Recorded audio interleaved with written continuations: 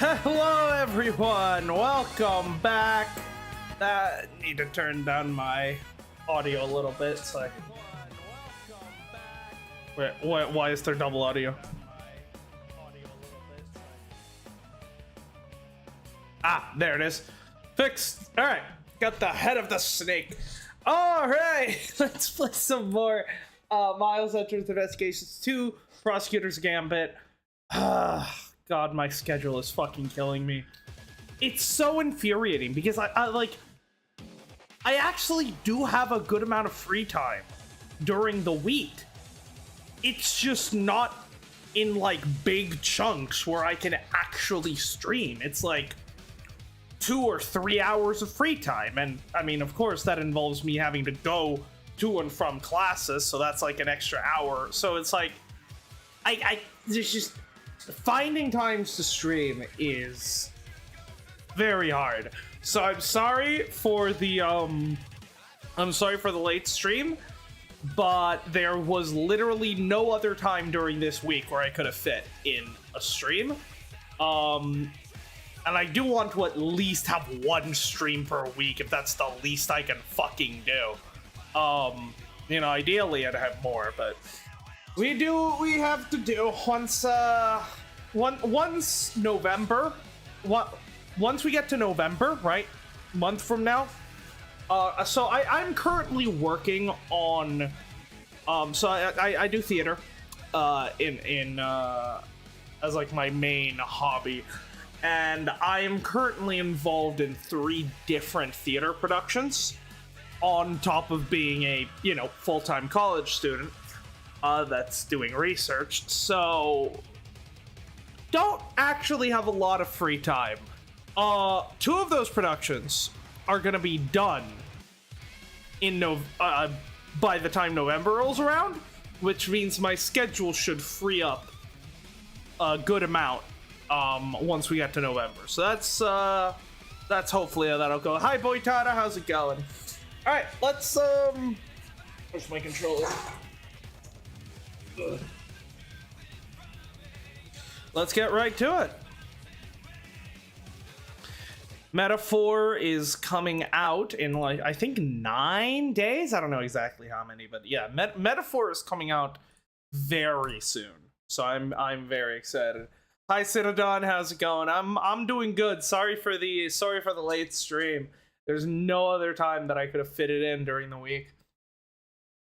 Oh god, did y'all see the fucking Ace Attorney TV thing? Those motherfuckers made me stay up until 2 a.m. in the morning. And then it was just a fucking shit post where Phoenix and Edgeworth just told blatant lies about how you can just play this series in any order. What the fuck was that?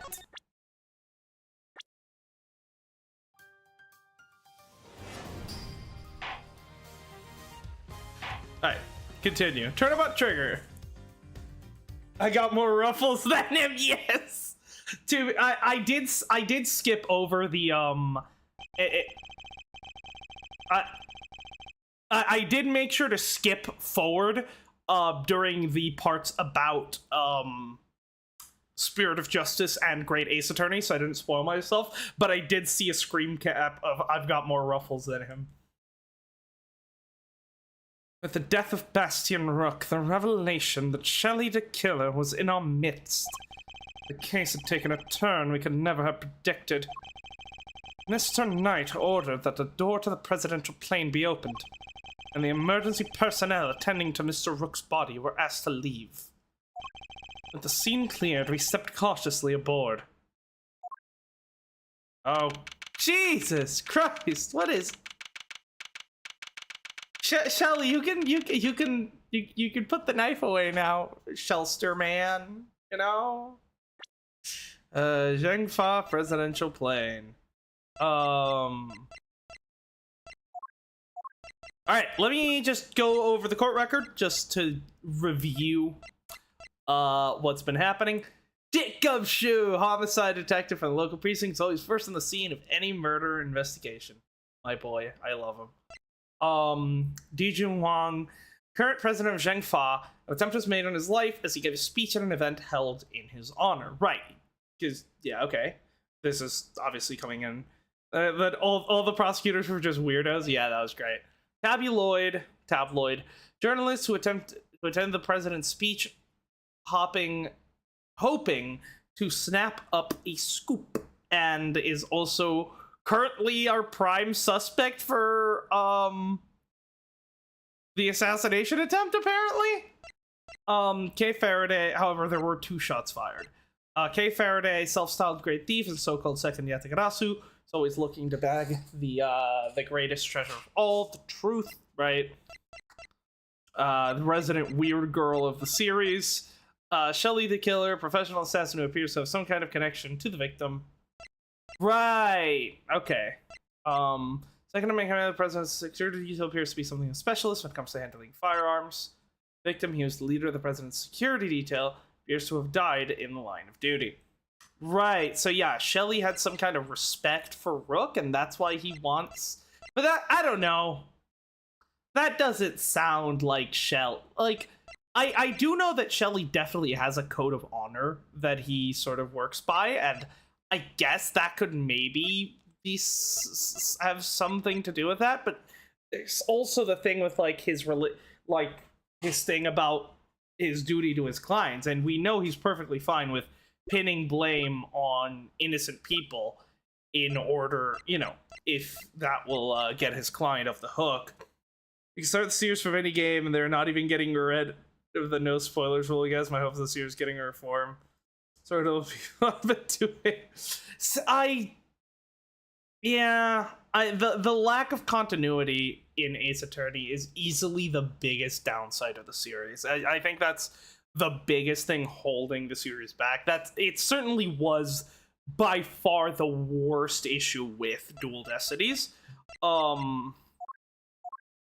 That it felt like Apollo Justice left so many threads, and the game just sort of discards them all because Capcom is too scared of like a proper series. There is, however, a silver lining. I will say there is a silver lining, and that is, right, recently they've been releasing the games not as individual games but as trilogies or duologies, right? Because obviously we had the Phoenix Wright trilogy that was out for a while, but then recently they didn't remaster the Apollo Justice game, Apollo Justice, Dual Destinies, and Spirit of Justice individually. They made a specific choice to bundle them together as the Apollo Justice trilogy. And then here, with the Investigations game, they made a conscious choice of bundling not just releasing the second game in the West, but actually bundling both of the Investigation games together.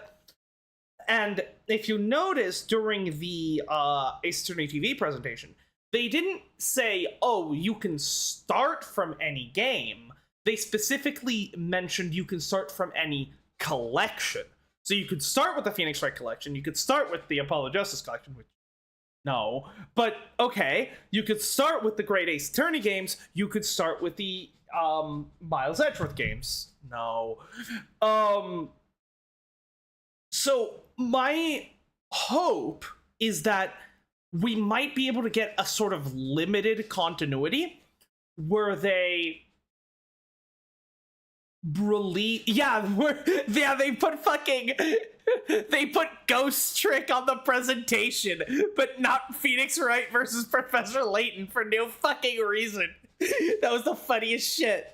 So I think there is but yeah, what I was saying is they specifically made a point to say you can start from any of the trilogy/duologies, not individual games, which sort of gives me hope that in the future, if we do get an Ace Attorney 7, 8, and 9, those will actually be they'll actually plan for those 3 to be a trilogy, and then 7 will probably not have much continuity from the previous games, but 8 and 9 might actually have some continuity with 7 and with themselves. If they're going more so towards the individual, like, trilogy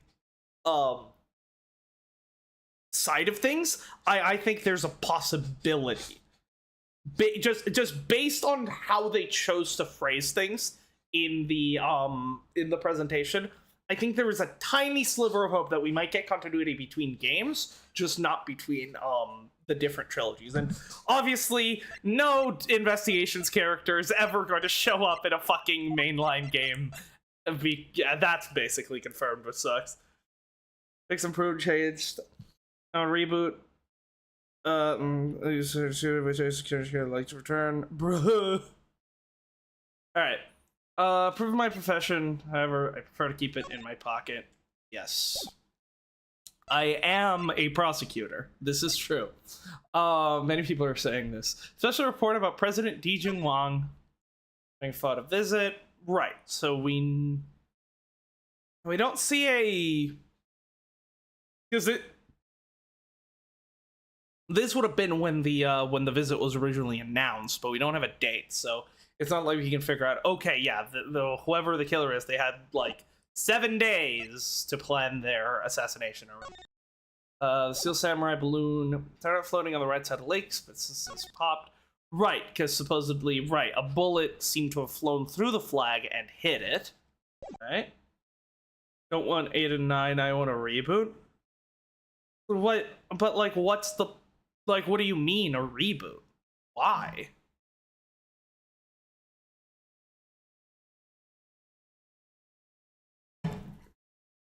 Do you want, like, a new... Where's the fucking birthmark? God damn it. Like, do you mean you want a new protagonist and an independent storyline? I mean, you can still do that and just keep it as part of the same world and have subtle references to the events that happened before. It doesn't need to be a full reboot. But I can definitely see the merit in having an original storyline. Although I feel like that's kind of what Great Ace Attorney is for, right? Now they've got these sort of two different storylines. They could continue on from the Apollo Justice trilogy. They could continue on with the branching off path that is the investigations games, or they also have the much newer, with much less baggage, Great Ace Attorney, which I've heard so much good shit about Great Ace Attorney. I cannot wait to get to play it. This Lloyd's tape, according to the president's speech, 2 gunshots can clearly be heard. Right. My friends and analysts, I'm here to deliver a message. The president personally addresses the Democrats, trying to shake out the reports. Meeting scheduled just after the speech, correct? Pain. Business thinks personally, he seems pleased to be able to put the Yatagarasu situation behind him. And trust this person to the air, excitement reaches fever pitch. That's the way can righteous hammer justice, bang bang. Right. 2 shots were fired. And here we have nation bullet trajectories. The 2 shots were fired from the left side of the spectator area. Right. So we know one of those bullets went through the flag and hit the balloon. The other bullet did. What I don't quite remember is if the bullet hit the president or if the or if it just hit Rook. Because then there would be a third bullet. If a bullet had also hit the president. But I think it's probably, I think it's just Rook. Then the diagram of the president's security arrangements, right. Cover for lakeside now, eyes on this area, rookie position light of Knight's injured. Right, Knight was injured. So then Knight immediately escort the president to plane in case of emergency. We know who might be in the audience. Right, so they were expecting an assassination attempt, right? And most likely coming from SHELLY. So there's still the possibility that this whole thing, this whole like, oh, I want to figure out who Rook's killer is just a ploy by SHELLY to get near the president so that he can complete his job, because obviously he failed his fucking job if, you know, if SHELLY was in fact hired to kill the president. Yeah, I'm interested. Yeah, Knight's injury is obviously the neck brace that he's in.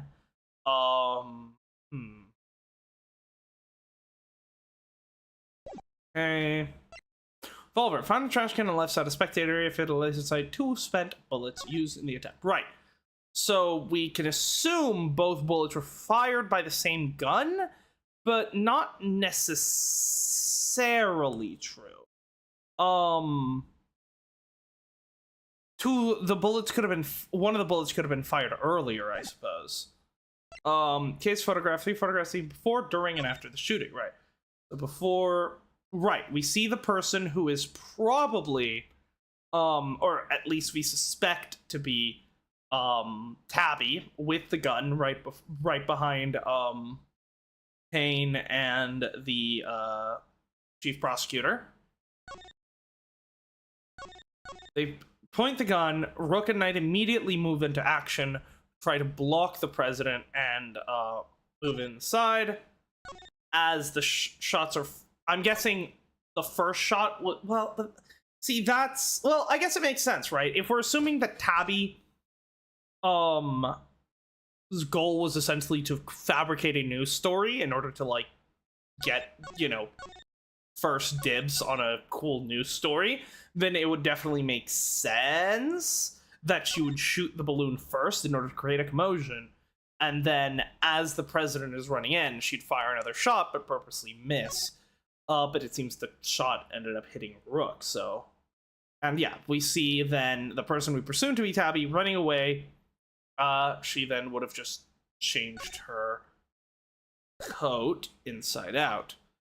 Red raincoat, blood on the inside. The person who was wearing it must have been...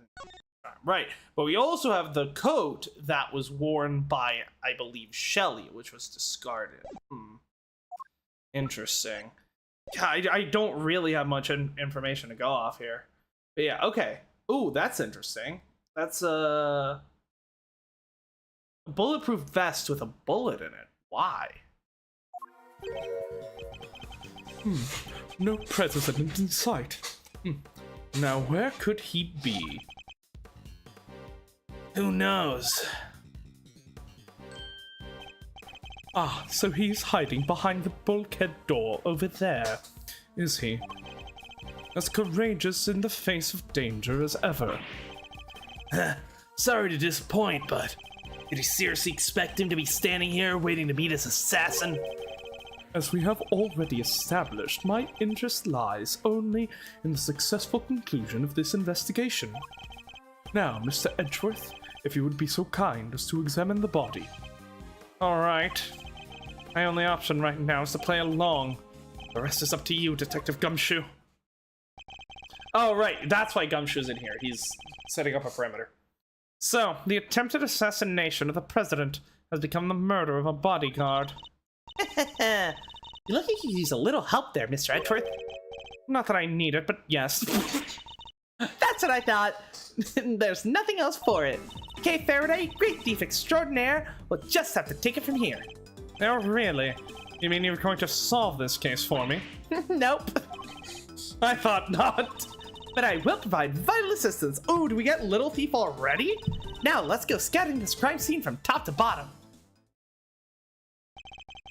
It will take Detective Gumshoe a while to assemble her backup, so I'll need to draw this part of the investigation out as long as possible. Got it. All right. So we're stalling for time. Funny, this is the second case that SHELLY has been involved in where Edgeworth is trying to stall for time. All right. You walking? Look at him. Right. Let's chat with people first. All right. What do I have in terms of logic? Assassination attempt, premeditated attack, 6-shot revolver, not easy to acquire. Right. What is it, Mr. Edgeworth? Notice anything? So, there were 2 red-hooded assassins? Well, I don't know if we can say that with any certainty just yet. But Mr. the Killer is a professional assassin, right? And Tabby was pointing a laser sight at the president? I give up. This is a real mind-bender. If the truth cannot be discerned, it is because something is obscuring it. Gotcha. So if you can swipe that something, the next treasure will be back will be the truth. Yes, I suppose you could put it that way. The Phantom Thieves would be proud.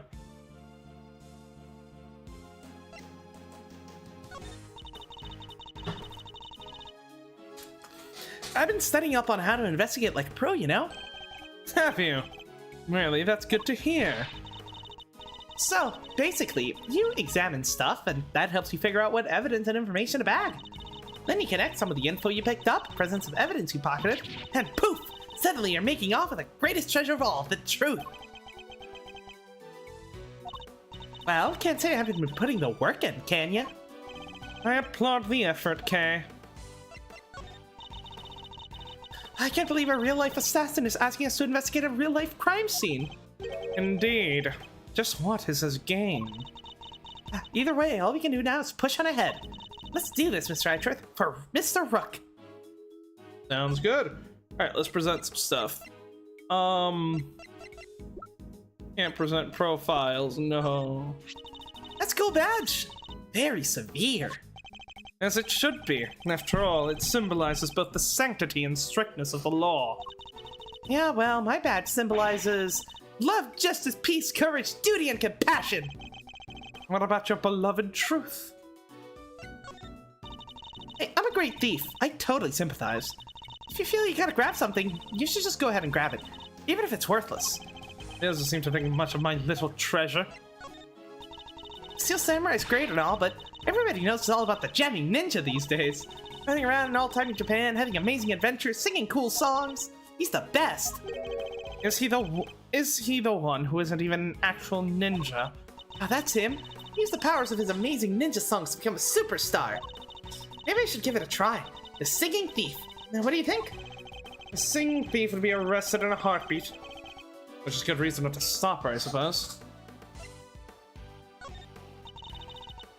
Okay. Can't wait for Kay Faraday the musical. No. I knew it begged the truth about that laser sight, but who knew I'd typed a shot of Mr. the Killer too? Yes, we wouldn't have found him without your help. Well, just you wait. Next time, I'll be bringing home the biggest treasure ever. I don't want to sound like a broken record, but... Yeah, don't worry. You know I wouldn't be stealing anything but the truth. For your sake, I hope that's the truth, the whole truth, and nothing but the truth.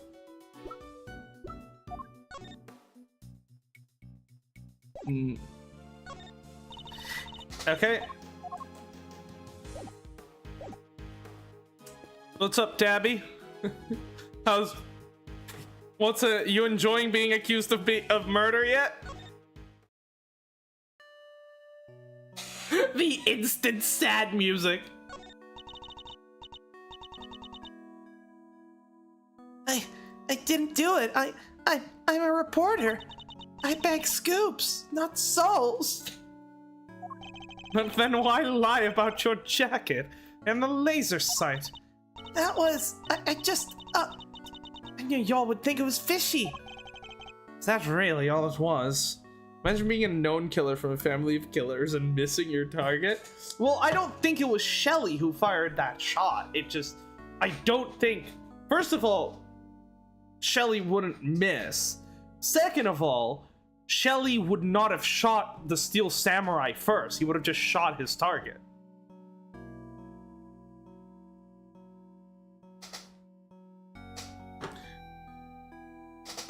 Was that really all it was?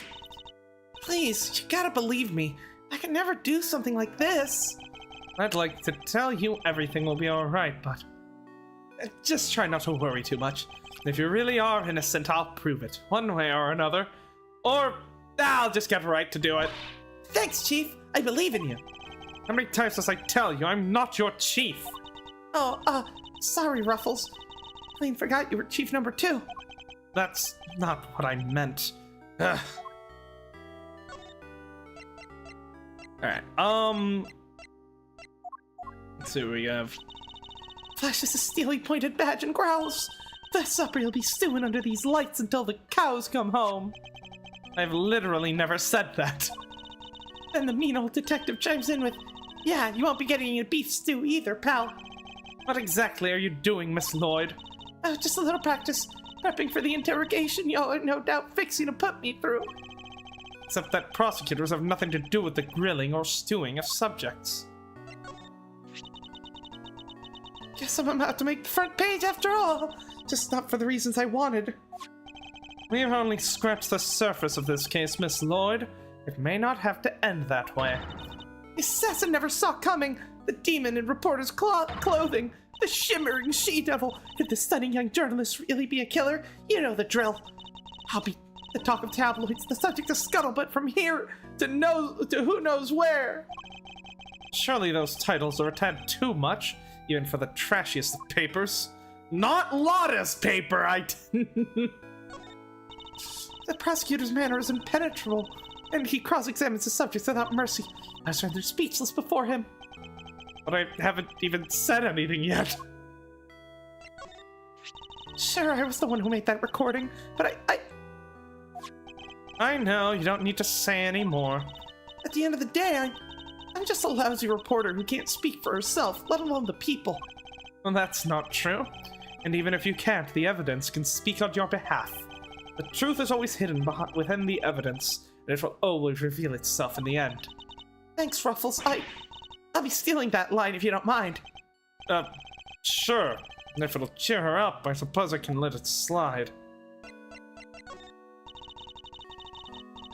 Imagine not recognizing the killer, you know the face and maid symbol. Oh. Please, the start of this case was actually atrocious. I'm sorry. But ever since the whole, like, the inverted raincoat, reveal, I think that's where the, that's, I think, where it started to get good. But also, yeah, this is probably not actually Tabby, because she's not wearing a fucking... She's not wearing her, she's not wearing her backpack. Where would that be, right?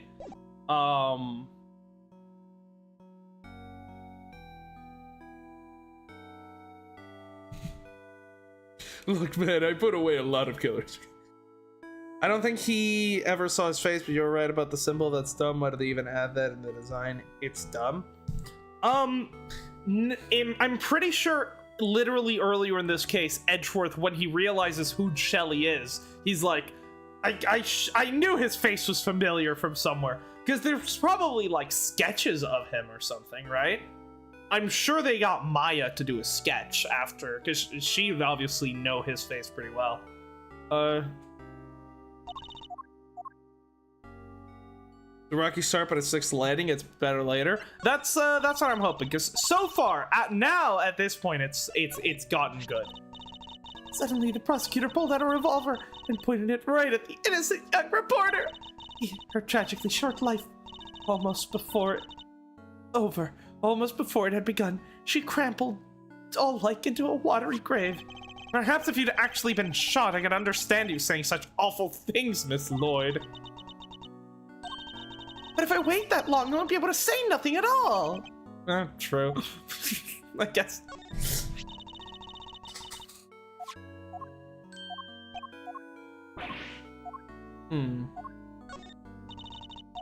So, okay.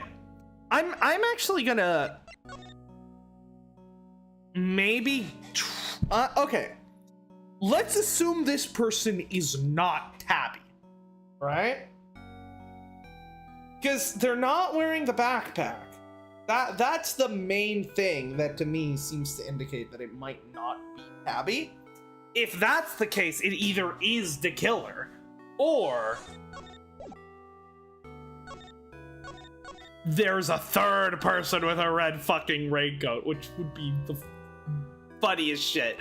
Cause yeah, Tabby could always be, I can't, for some reason, the game won't let me use my mouse. I can't, why can I not, why? Is it this, there we go. Stick drift. My controller kept doing a fucking stick input because of fucking stick drift. So it kept resetting to controller mode. Yeah, because like Tabby could be like right here. If she was right here, Kay would be blocking her from the photo, but she'd still be able to hear Payne and Chief Prosecutor pretty well. So I don't know. Yeah, let's ask about the raincoat. Nope. Alright. Cool, let's talk to... I have high hopes for your investigation. I do hope you won't betray my trust in you. Okay, they come as a package deal, I suppose. Mutual understanding. Things are progressing well, I hope. There's no need to worry. Things are progressing just fine. Remember, I absolutely despise betrayals of all kinds. Yes, I know. Indeed you do. So please, do take care not to double-cross me. Accidentally or otherwise. I really have no choice but to do as he says for now. Can't believe they let an assassin onto the president's plane. You know very well it was for the good of the investigation, Mr. Knight. Don't give me that. I know what you really want. You do indeed, because you heard me say it already. I wish to know the truth behind Mr. Rook's death. But you did also say you were asked to assassinate the president by a certain someone. You seem to have forgotten that there are more pressing matters at hand. I don't often carry out unpaid work, but it's not entirely unheard of. Fine, let's get back to the investigation. Good. I'm expecting great things from you, Mr. Edgeworth. I must admit, I have never seen one of these up close. It's akin to a license, correct? I too. No way, you have a license to kill! No, but if I must spell it out for you. Nope, all good, thanks. You can keep that little nugget of truth locked up nice and tight in your heart, okay? So, even a great thief's bravado quickly crumbles in the face of an assassin. I mean, I can't really blame her. I see you are also quite a dark-hearted man, Mr. Edgeworth. If you would like to talk business, we can do so later in private. What's that supposed to mean? You really think that's the key to cracking this case? It may not seem it, Mr. Knight, but Mr. Edgeworth has his methods. His reasons for presenting such an item are myriad, I am sure. Yes. Precisely. I won't get away with that too many times. Just, verily, ergo, I say. Oh, fuck. I was hoping to come up with an objection, to come up with an objection while I was shouting objection.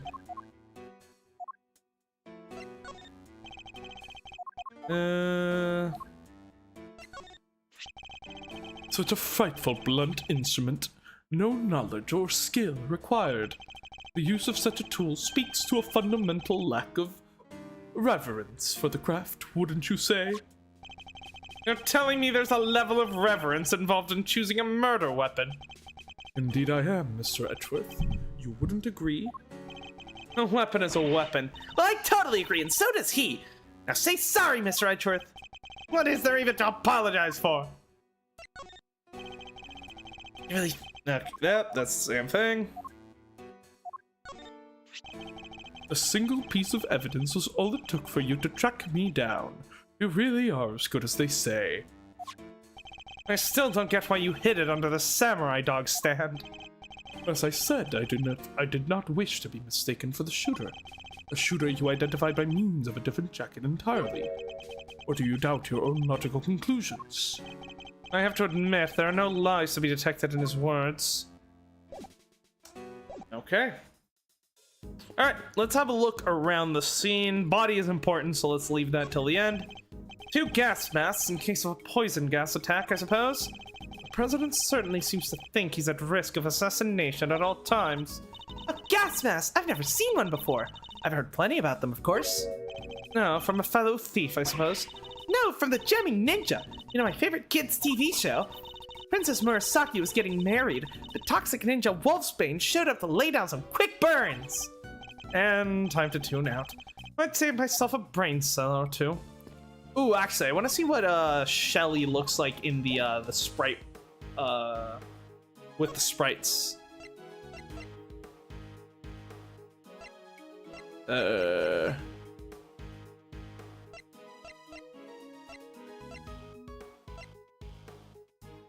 Desync. Can I not?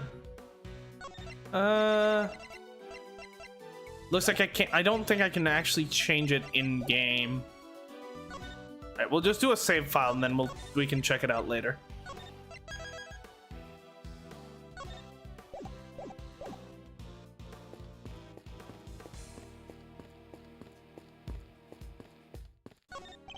Someone has left an inflatable boat and an oar here. Probably so it's ready to go at any time. Hey, but there's only one oar! And you can still row with one oar, you know. True. I suppose it's easier to carry than two. There's a wide selection of protective equipment here. Bulletproof vests, hazmat gear. No way, there's even a spacesuit? I get the sense the president thinks he's very much in need of protection at all costs. But what if he was in a gunfight and there was poison gas everywhere, and he was in space? What would he do then? Then he'd simply put the bulletproof vest, the hazmat gear, and the spacesuit. That's probably easier said than done. What the fuck? It's a bank of monitors displaying camera feeds from in and around the plane. Okay. I must scour the scene and inspect anything that catches my attention. The fuck is that? One of the feeds is cut, huh? These monitors displaying the cockpit and parts of the plane's exterior.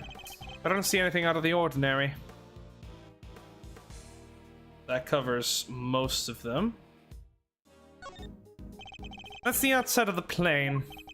Most intruders could not hope to approach without being spotted, but such measures would be mere child's play in my case. Whoa, you're saying you can get past cameras like these without being seen? Of course, with ease.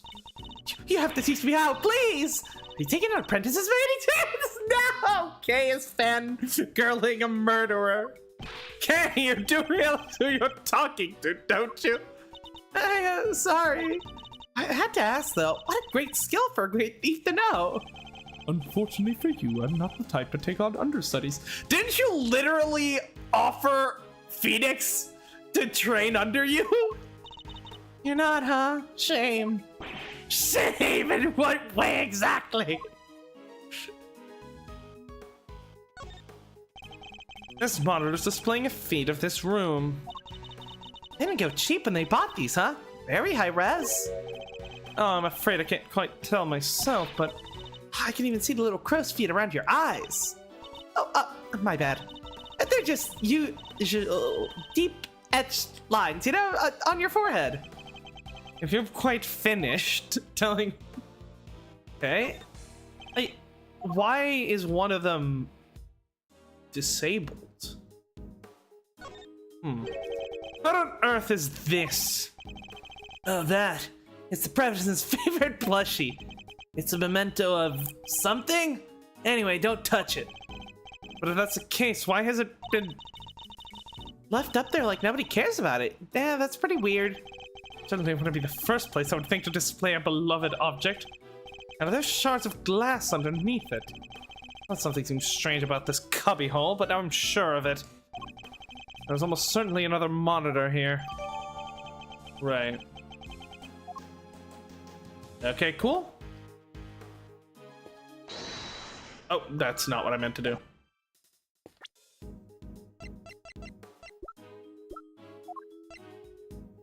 Footage from in and around the aircraft, one monitor is missing. Interesting. I'm a scout. Okay, so president's desk, I suppose. Got a gas mask, of course. A curious figure of a curious animal with a curious expression staring straight at me. And look, there's a big lever right by its butt. Don't even think about it. Oh, I wasn't thinking anything, I swear. I imagine that lever opens the panel beneath my feet. Ah, I see. So he's standing on a trap door. I strongly advise you not to pull it. Do so, and you will regret it. No, I'm okay with taking some advice, especially when it's from a professional killer. Okay, a trap door. I wonder if that will come in handy later. Documents of some kind. And we can always steal a glance. Ah, another security plan.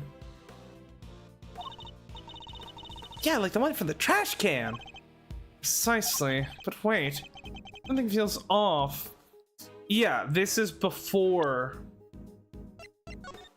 Yeah, this was before Knight's injury, right? So they had,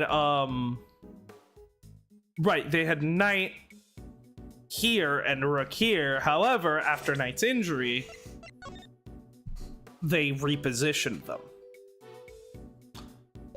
Interesting. This also has the layout of additional security personnel, which the other one doesn't.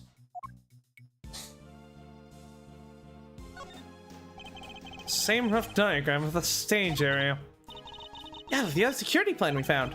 The one from earlier, you mean? Something's different. I'm sure of it.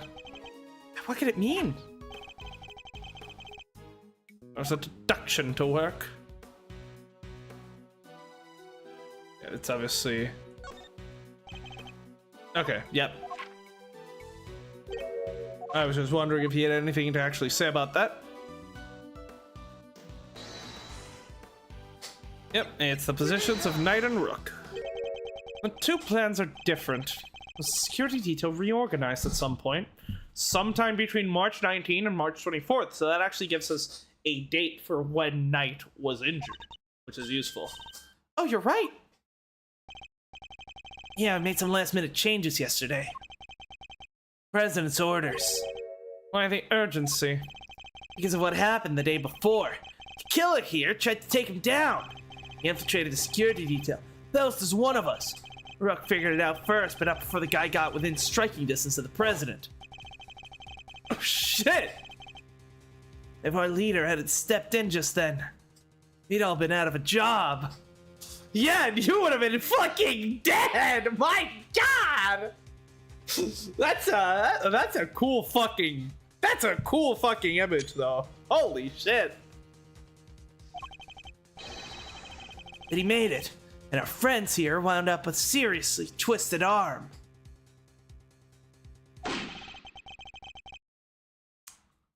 Rook put a bullet in it for good measure too. Holy shit! Rook is a fucking okay, no. You know what? Shelly might actually respect Rook. That actually might be legitimate. If a man was able to fucking break his arm? And where were you while this was happening? You were the first one I overpowered, were you not? Oh, that's embarrassing. Shut up, kid. No, I get it. Your neck has barely begun to heal, and you've already forgotten who I am. I'm disappointed. What? It's you! Busted up my neck so bad I can't even look to my right. I am somewhat astonished to have sustained an injury at all. A testament to Mr. Rook's skill. He was truly a master of his craft. Unlike a certain someone I could mention. Jesus Christ! Imagine you get your fucking neck broken, then the same man shows up again, is holding you at knife point, and is practically forcing you to, like, lead him arm in hand to the fucking person you're trying to protect from him. And all the while, he's just insulting you. What the fuck? Yeah, I'm just as good as he ever was. You were a pawn to his queen, my young friend. What the heck do you know? So that's why you remembered Mr. Rook's name. You admired his skills as a bodyguard. Indeed. While I was serving on the team, I'd learned the names of all the operatives, but his in particular stayed with me. It joined the very short list of those who have ever successfully wounded me. So that's the connection he was talking about. And that's why we changed up the security plan. And to be sure there weren't any more assassins in the ranks. Because they didn't want anybody on stage he didn't trust. He only trusts two people. Me and Rook. I see, so that's why the pawns were removed. How does that explain your change of position? Yeah, it was just those two. Oh yeah, he switched over to the right-hand side. Right, because he said he can't turn his neck over to the right. Is that it? And the person on the right needs to be watching for amphibious assault? I told you, I can't turn my neck to the right. I can only cover the president's left side. So I wound up moving to the right side of the stage. Right, because then he can cover the left side. Turn his head to the right, so he's moved to the right side of the stage. Cool.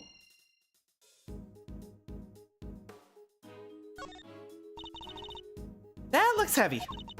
This is what a president wears, huh? Must be out of something super special. Yes, to protect him from bullets. What? Is that just for show? Of course not! This is a bulletproof vest! Yeah, and it's gonna... Oh, so that's what one of those looks like. Why don't you just say so? Now I feel silly. Okay, what are these? Personal safety alarms are very colorful. Looks like they get a lot of views as well. I like the president. He seems like a thoughtful guy. Buying these for his kids, maybe his wife too. Why would they all be in here if that was the case? No, these are for his own personal use. Objection, Your Honor! Objection, Your Honor! It's simply not possible for one person to use this many personal alarms. There's canonically more people that wounded the killer. I guess, you know. You know, maybe he had a run-in with Mask to Mask at some point, and you know, I'm sure Ron could do something there. He's surprisingly competent as a thief.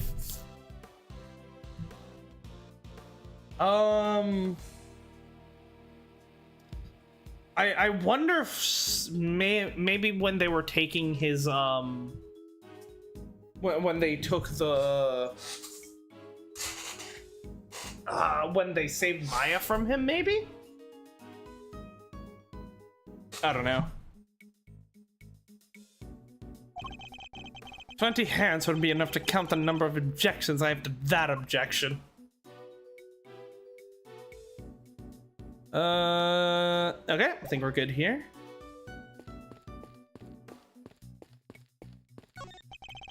A riot shield. Next to it, a canary in a cage. Oh, he's so sweet. I want one. You ever see a cuter partner in crime? Partner in crime. Well, yeah, she can help me with lockpicking. Stuff like that. No, I'm pretty sure that canary is there to warn against, like... because canaries were used in coal mines to detect certain, like, noxious gases. I don't remember exactly which one, so that's probably why it's here. Part of the president's paranoia. Great thief is no greater ally than nature, Mr. Edgeworth. Sadly, such birds are most commonly used for detecting poisonous gases.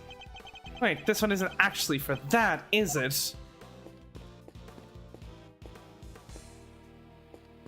Alright. The president's on the other side of this door. What a door it is! Bet I could get the better of it, though. Get the better of it? Doors aren't there to be beaten. But look how heavy it is! Look at that lock! Just sitting there begging me to try it! Calm down, Kay, and think. Why might this door be locked? For me to open it, of course. Precisely. For you to open it, of course.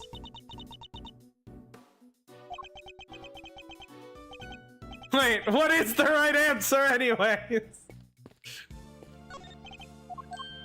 Alright, let me see if anyone has anything to say about the new stuff we have. No. Yeah, you might be able to tell me something, nighty boy. Just would love helping with lockpicking, Kay. Oh, yeah. God, imagine Trucy and Kay together. Honestly, all the Ace Attorney assistants together, like, hanging out is a terrifying thought. Holy shit, people would get killed! Not the least of why, because fucking people in Ace Attorney just seem to just die all the fucking time. Like, the murder rate on this universe is insane! Ooh, a sidekick's role. Yeah, it's hard work being somebody's trusted sidekick. I don't remember ever asking you to be the one. How come you do all the detectiving and have all the fun? It's no fair. I don't remember becoming a detective either. You've got the brains for it. All you're missing is a pipe in your hand. I'm not sure I know what you're talking about anymore. Oh, you're kidding! We're talking about how to be a perfect sidekick. Maybe I should keep a database where I store all the vital information you find. Then I'd just doubling up on what you already do, huh? I should never have bothered asking.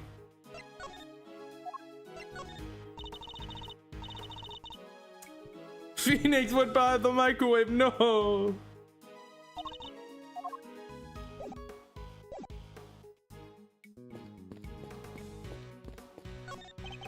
The solid circular life preserver, designed to be used in case of an emergency on the water.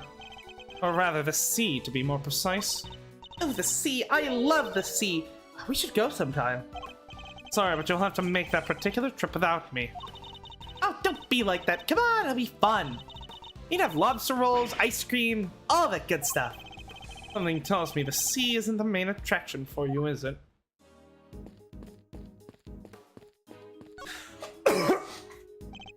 Alright. Let's get to the real meat and potatoes here. It's a bulletproof attaché case. Bodyguards use them to shield their clients from gunfire. There were some in case photographed too. Right.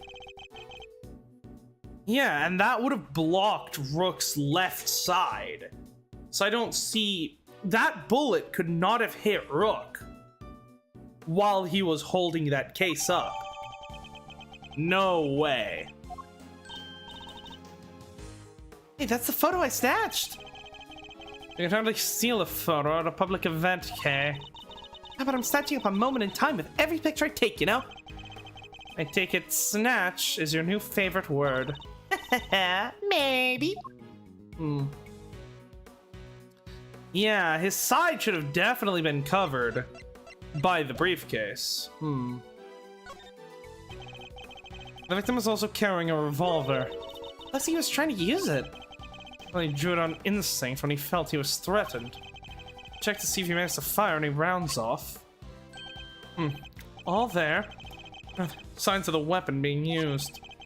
Was this one alone for Zheng Fa too? Yep, sure was. But always issued the same model gun. Okay. The victim, Mr. Bastian Rook, bodyguard to the president of Zheng Fa. He's one of the guys that brought the president inside as soon as the shooting started. Which means he continued to do his duty right up until his dying breath. Please he'll get posthumously promoted? Okay, it's better to know when to say nothing at all than to end up with your foot in your mouth. What do you mean? I mean, bodyguards don't even operate on the same rank promotion system as the police in the first place. Bullet seems to have entered just under his armpit and went clean through his body. It was in an area his bulletproof vest didn't cover. Like it was on purpose or something, huh? Cause of death would appear to be loss of blood. Attempts were made to staunch it, but to no avail. Next has been brought in to try and save him. Sadly, it was too little too late. Yeah, so that doesn't make sense. If the shooter was here, right? The bullet would have been, and Rook was obviously, as the predator was being backed off into the plane, Rook would have been standing here-ish, facing in the direction that the bullet was being fired. Meaning that the shot should have come in from, like, this side in order for it to hit Rook. Not to mention the fact that while he was holding the briefcase, there should have been no way that, like, that makes it even harder for the shot to go through. There is, in my mind, only one person who could have killed Bastion Rook. And that is Mr. Bronco Knight, right? I mean, it just makes the most sense. He was standing directly to his, he was standing directly to his left, so if he were to shoot him, he would have, the bullet would have gone exactly where it did in the body, right? It would have gone right into his armpit. The attaché case would have been avoided.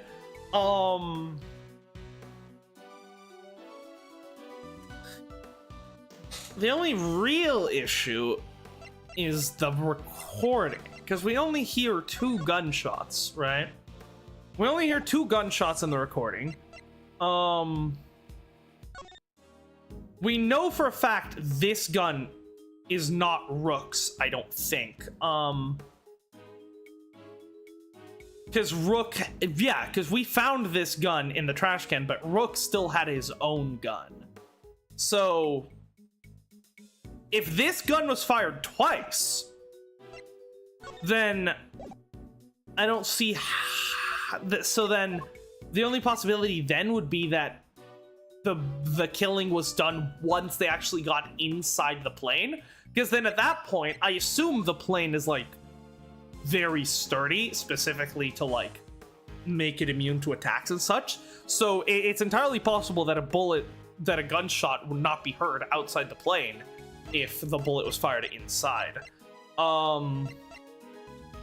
Gunfire, each were issued 1.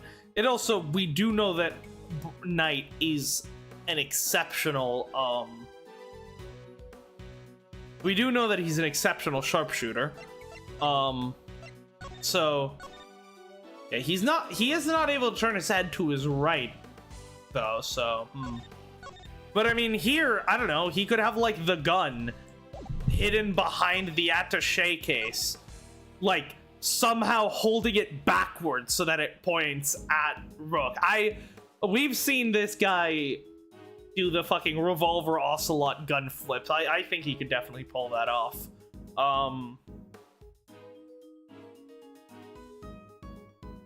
Yeah, so the only thing I can think of is that either one of these bullets must have been fired, either only one bullet was fired from this gun, or the killing must have been done inside. That's the only things I can think of. Gunshot wound, bullet passed clean through his body.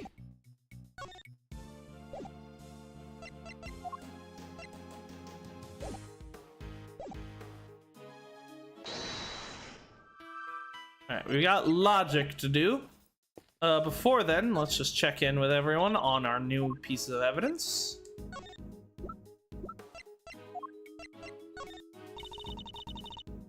I really use one of these. I wonder if Gummy can hook me up with a bulletproof loot bag and some bulletproof ninja socks too. What's your favorite Ace Attorney assistant?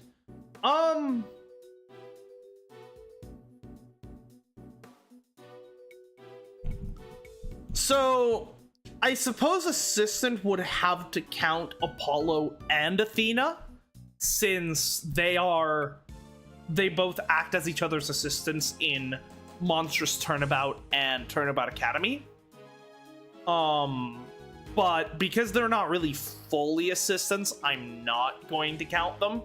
So, because I do like, if we're counting everyone that has ever acted as an assistant, Apollo is probably my fave. Maybe.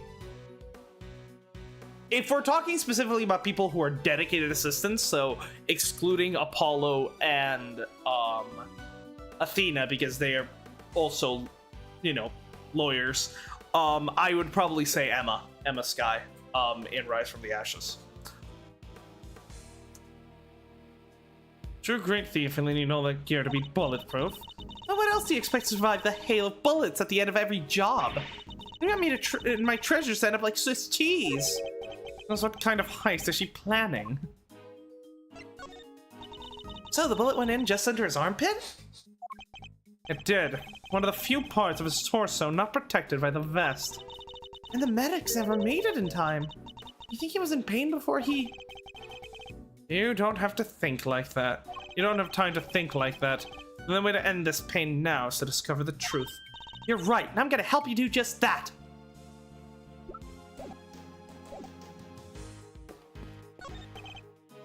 Yeah.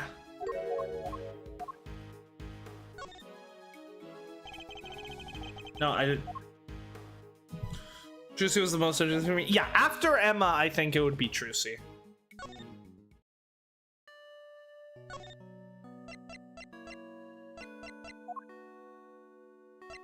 I would probably say, Emma, Trucy, Maya Pearl, probably. Okay. Emma, Trucy, K, Maya Pearl is what I'm gonna go with.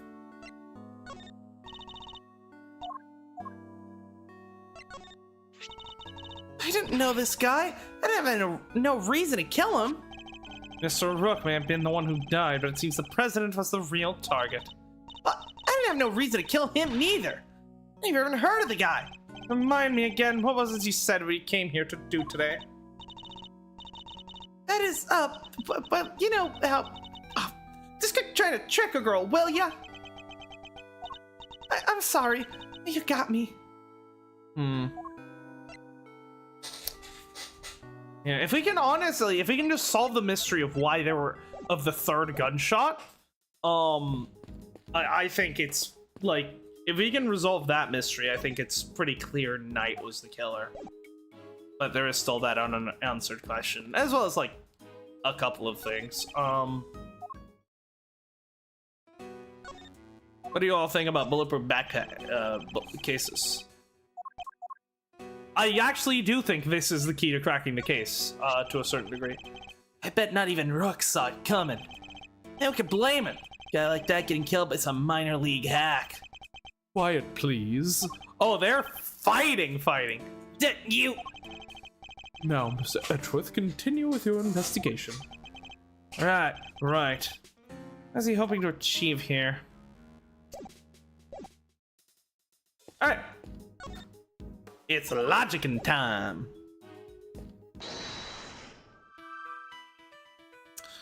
Just 10 premeditated, 6 for over, not easy to acquire in this country. Bulletproof vest fully lodged in it.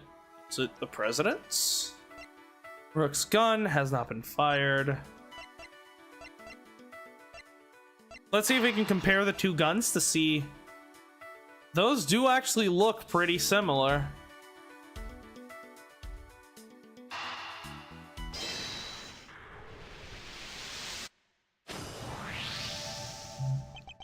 The two guns are exactly the same, meaning it's likely the one we found is also from Zheng Fa. Right. Bodyguards all got their guns from Zheng Fa authorities, right? Yes. Are they like super rare or anything? No, I don't believe so. This model isn't exactly easy to come by in this country, but it's certainly not impossible either. Oh, and here I thought it might be valuable treasures. Yes, it is something of a shame. Oh, I just mentioned treasures and you actually responded for once. I only meant to point out that if the guns were rarer, it'd be much easier to trace them. Which would have made them treasures of evidence, of the evidence variety, I suppose. Why is Rook so square-shaped? That's just pure muscle. You could say that. Alright then, it's treasure hunting time.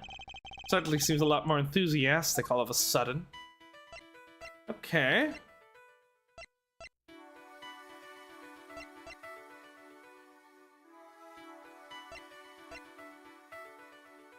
Bullet passed through the victim and then probably lodged itself in the bulletproof vest.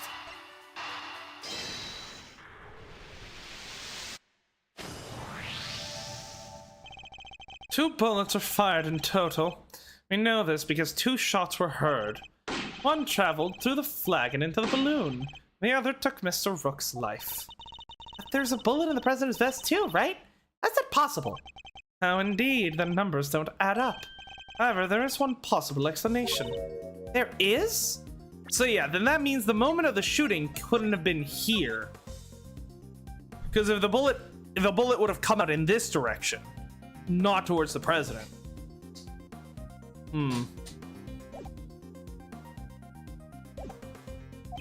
After passing through his body, the bullet that took Mr. Rook's life found itself lodged in the vest. In other words, 2 of our bullets were in fact 1. No way! He's right. The President hadn't been wearing that vest. Things would have been a lot worse. And he wasn't injured at all by the impact. Even when obstructed by a vest, the bullet can inflict serious damage. I mean, do you remember how fucking yoked this man is? Like, look at him! I'm pretty sure this guy could, like, stop a truck with his bare hands.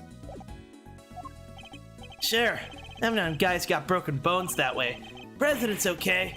He's made of strong stuff. Plus, he didn't even need a vest. Let's not get carried away here. I want that bullet's ballistic markings analyzed. Hey, Phoenix wouldn't need a vest. That shit would just bounce right off.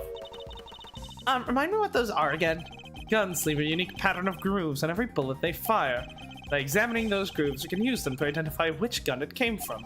Think of them as fingerprints of sorts. You can tell that from a bullet? Then what are we waiting for? Analyze away. Might be easier said than done. That bullet hit solid armor. The impact will have completely flattened it. You'll be lucky if there's anything left for forensics to find. What? But it was all set for some analyzing.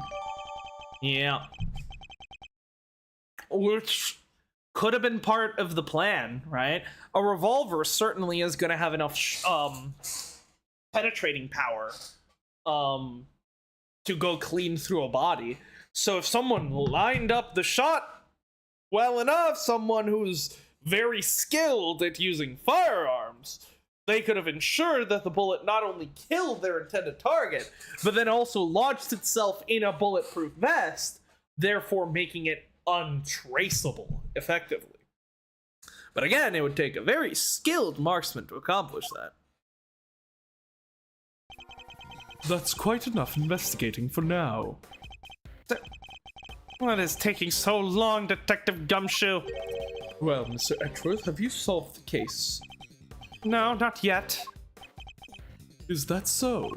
Then perhaps interviewing another key witness might help you do so. Another witness? Who? You don't mean... The most important witness of all. The man on the other side of that door. He really intends to have me question the president? Now, if you'd be so kind as to summon him, Mr. Edgeworth. Stop right there, De Killer. You're nuts if you think I'd let him anywhere near you. Well, Mr. President, I'm sure you're watching us through the security feed, aren't you? In which case, I politely request that you show yourself. That is, if you value your bodyguard's life. Yeah.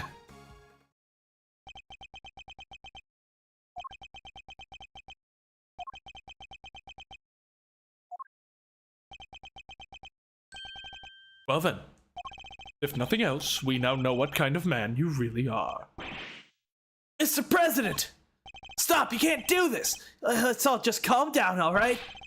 Come on, Detective, where the blazes are you? The lights! What's happening? Listen well, Mr. Edgeworth. I would advise you to stay very still. It seems I will not be granted my audience with the President after all, even with Mr. Knight's life as my bargaining chip. No, stop! Ah! Okay! You won't get away with this, De Killer! I have seen enough. Now I know the truth. What are you? Where did you go? Ah! I leave the rest in your capable hands, Mr. Edgeworth. No! No! He can't get away again! Bro, Miles, you gotta turn in your badge. You gotta turn in your badge. You can't let the same fucking asshole escape you twice. Come on!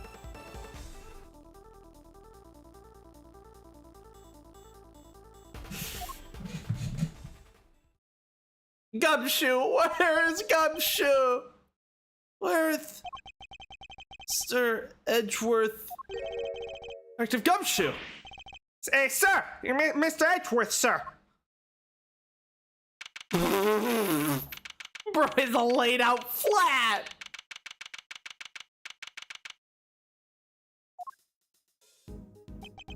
I must have been knocked unconscious. Sir, you're okay? Are you alright, Mr. Edgeworth? Never mind me, he didn't hurt you, did he, Kay? Nah, I'm fine. I just woke up myself. My head will be sore for a while, but that's about it. So you can stop worrying. Detective, did you manage to stop the killer? I don't like that head. Yeah, well, see? Yeah, Miss Lloyd came running out of the plane and, and she told us he'd flown the coop. We're too late, I'm sorry, sir. This is embarrassing. This is just embarrassing, dude. You know who wouldn't not have let this guy, you know who wouldn't have let him get away? Phoenix, right? I guarantee you, Phoenix would have fucking tackled that motherfucker. This is the man who broke down the fucking massive Kurain spirit channeling door that's meant to keep in angry spirits from breaking out. Like, I get, you know, put Phoenix in the same room as the killer. Get him in the ring together. Phoenix will knock that motherfucker out.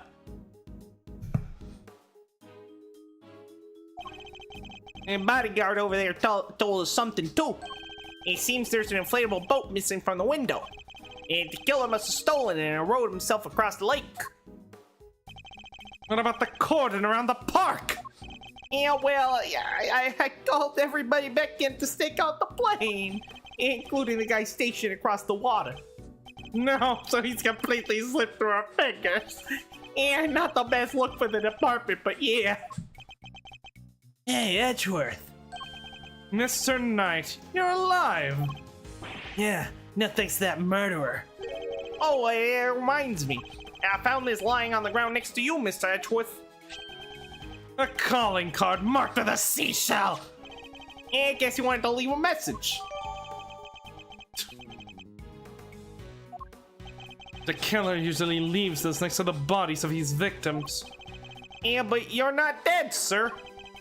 But I could have been. Maybe that's the message. Can't rotate it. I was wondering if maybe there's something written on it. The only AA culprit that never gets caught. The opportunity to catch him twice. Come on, they gotta. I want like an Come on, give us an Investigations 3 where we finally fucking catch that asshole. For fuck's sake, please. This is like the one guy that we just can't catch. What is up with this?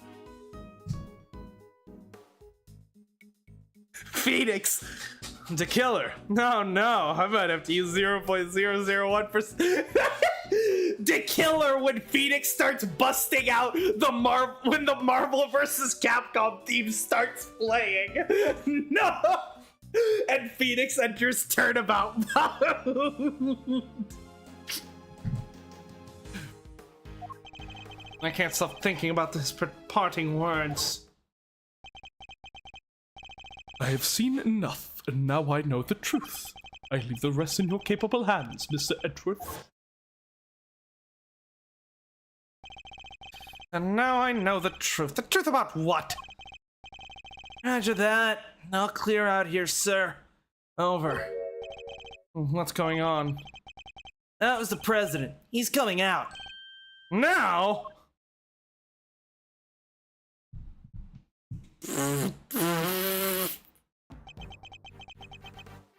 Bro has his suit tailored to fit every single muscle in his body. What the fuck?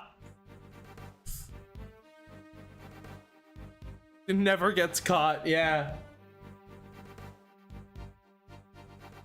God, if we ever catch the killer in a future game, that would be the most satisfying fucking thing. So he's the president of Zhengfa, Mr. Dijun Wang. And you are? It's an honor to meet you, Mr. President. My name is Miles Edgeworth. The honor is all mine, Mr. Edgeworth. I am Dijun Wang. Your efforts on behalf of Zhengfa have not gone unnoticed. You have averted something of a crisis. You must be referring to the Yatagarasu case. Thank you, sir. But all I did was solve a few local cases of murder. He doesn't smash you like a soda can when you lose all your lives on cross-examination. You are too humble. I have been observing your investigation. You are an impressive operator, Mr. Edgeworth, even if the killer didn't get away. That's very kind of you to say. He was watching through his security feed. Sadly, I must inform you, this is as far as your investigation goes. What do you mean? Hear me, foolish prosecutor, for I shall say this only once. Knight has appraised me of the state of affairs, and from this point forward, the case will be handled by the Zhangfa police force, the finest in the world.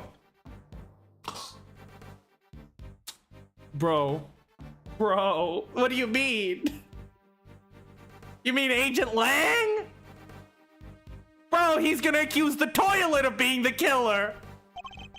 Even with the killer out of the picture, they're still looking to get me thrown off the case. Oh, nice. Yeah, what do you think you're doing, pal? Nobody talks to Mr. Edgeworth like that. And if I hadn't been for him, the killer would have... Detective. Forgive him, Mr. President, but I must confess to being somewhat confused. I've had to see why this case falls within Feng Zha's jurisdiction. You failed to see. Enough, puny prosecutor. You seek explanations from a head of state. I say no, 1,000 times no. I will not explain myself to you. Because the murder took place inside the plane. And the plane is like Zhangfa territory, effectively, like an embassy. Now, hand over the evidence you have gathered and remove yourselves from this plane. I'd do as he says if I were you, Edgeworth. Nah. This can't really be the end of the line, can it? She looked like would accuse himself. Langji says. Case evidence handed to Mr. Knight. Why? Why let us come so far only to pull the case out from under us? Now, you may leave. Knight, detain the suspect. Yes, sir. Right away. To make an attempt on my life, to murder one of my faithful servants. The effrontery, the villainy! I didn't murder nobody. Shut your mouth, Miss Journalist. Oh, and there's the gun. Answer me this, in word already lousy with lies, with deception, with sin and inquietude. Can we stand by and suffer yet another crime to go unpunished? I say no, 1,000 times no. There can be no forgiveness. There can be no surrender. Why, you ask me, then I will tell you. He's hiding something, I'm certain of it. And if I leave now, we'll never know the truth. Yeah, Mr. Edgeworth, sir. Mr. Edgeworth, there's gotta be something we can do. I thought he flipped off Miles for a second with that figure sprite. I wonder if maybe it's intended to look like it on purpose. The 1,000 times line is so aggravating. Yeah. Think, Miles, remember how many times you've faced situations like this in the courtroom. You've confronted the lies of witnesses and countered the arguments of other lawyers.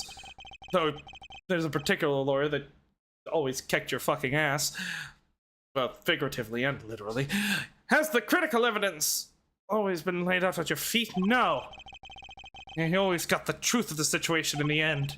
With your greatest weapon of all, your words! Alright, I think it's time for, mind chess.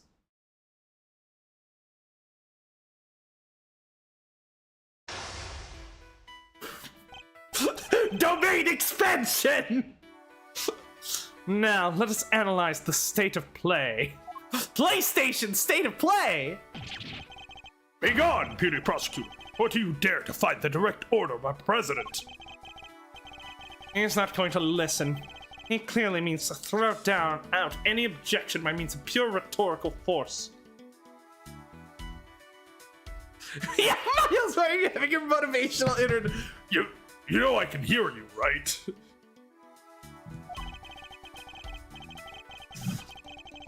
When the opponent is on the offensive, the best thing to do is bide my time and wait for an opening. As he said himself, he's a head of state, a seasoned politician. He won't open himself up to attack easily. I can't let him bully me into submission. I have to stay calm and alert. If I can read his movements and expressions correctly, I may be able to find my moment. My first aim should be to find out why he's insisting on Zhang Fa taking over the case. The board is set. Time to make my opening gambit. Mind chess, commence! Alright, we'll take the case. Yeah, who will take the case? Please, about the case. Did I give you permission to speak? No, 1,000 times no. Bide my time. I am the leader of Zhang Fa. I have no time for your insolent backchat. I was simply hoping to confirm one basic fact. You say the investigation will now be assigned to your national police force. I do. Now enough of your pointless questions. Keep going. Keep going. Reel him in.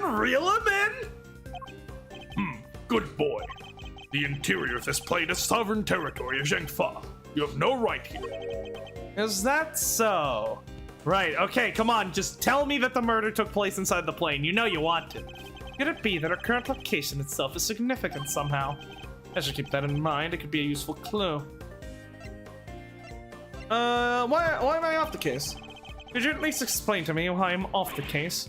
Imbecile! Cease your insolent jabbering. I will not explain myself to you. My reasons are my own, and they are none of your concern. Perhaps it's time to employ my clue. In the course of our investigation, I have deduced certain facts from your behavior, Mr. President.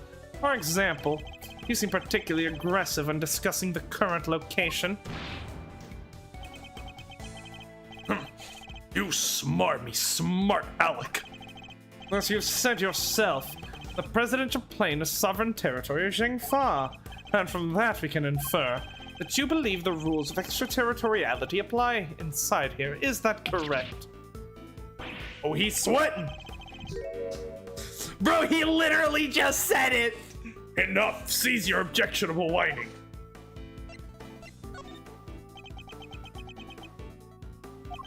If you have nothing else to say, then stop wasting my time and get out of my sight. Maybe there is such a thing as biting my time too much. Okay. If letting bully me onto the back foot, I have to stay calm and alert. I read his movements and expressions correctly, maybe to find an opening. Okay, I should have pressed him because he was sweating. That's my bad. Yep. Okay, cool. Current location.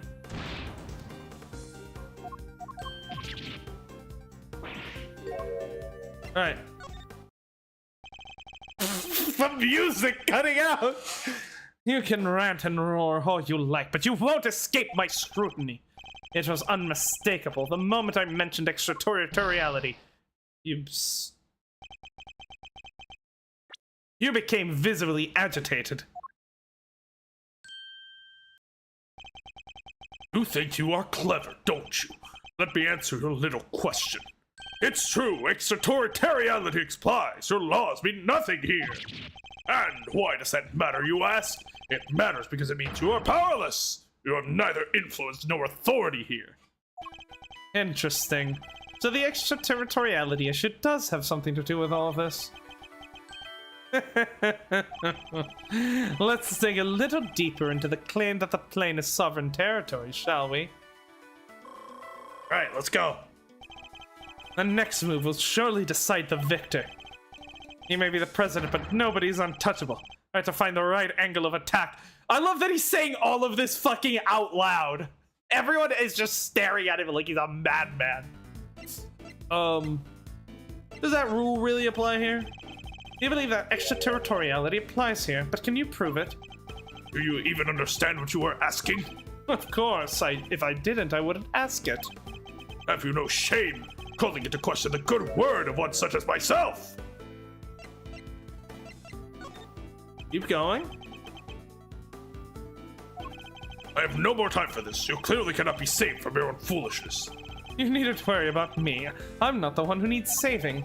That would be Miss Lloyd, the woman who is being wrongfully accused of this crime. Your chivalry is admirable, but it changes nothing. The right to extraterritoriality cannot be denied. This is Zhang Fa! If I want to take this any further, I'll need a clue of some kind. Okay. Surely you see that you've overplayed your hand. Nobody asks your opinion. You need only obey me, nothing else. Let's find the right angle to attack. Mr. Edgewood. Knight is just sitting there like, do you even know how to play chess? It's a metaphor, you nunce! You dare tell me how to govern, how to lead? You dare contradict me? On the matter of Miss Lloyd's guilt, yes I do. No, she is guilty. She is the culprit. There's nothing left to debate.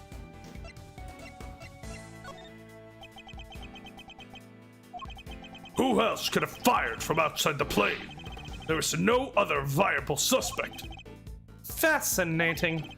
He's claiming that Miss Lloyd fired him from outside the plane. This could be a vital clue. There we go.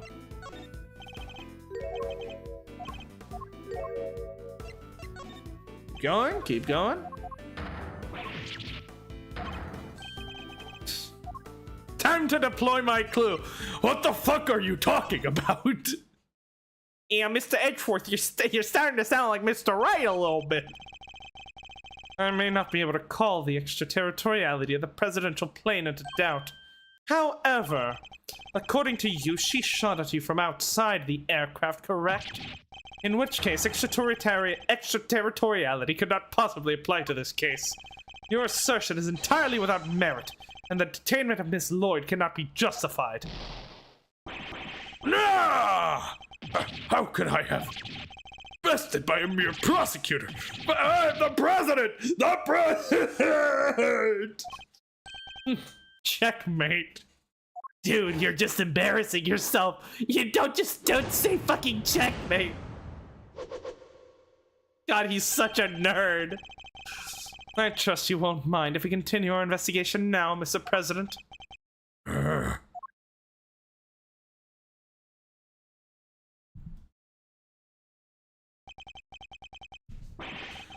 I hereby officially and unreservedly confirm my approval.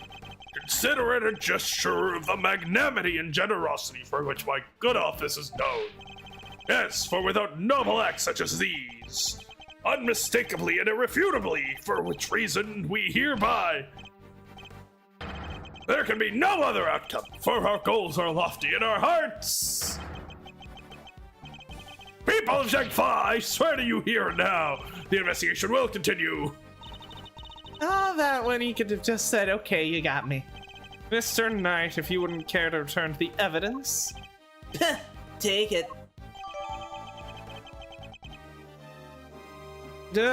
Jesus Christ. He's a yapper. We did it, Mr. Edgeworth. We sure did. Now investigation can continue. Whatever. Enjoy your pocket full of pawns. I'll be over here enjoying how you put them into play. Huh. Then you'll definitely enjoy my next move. Mr. President, one more favor if you would be so kind. What is it? Could you please give us your testimony concerning the incident itself? Now you want me to testify? Whoa, that's your next move? If you want the president to testify, you'll have to take him to court. All in good time, Mr. Knight. He will get his day in court soon enough. But if a person of interest refuses to cooperate with the investigation stage of the process, they are obliged to provide the detailed justification to the reasons for doing so. That's... What's the matter?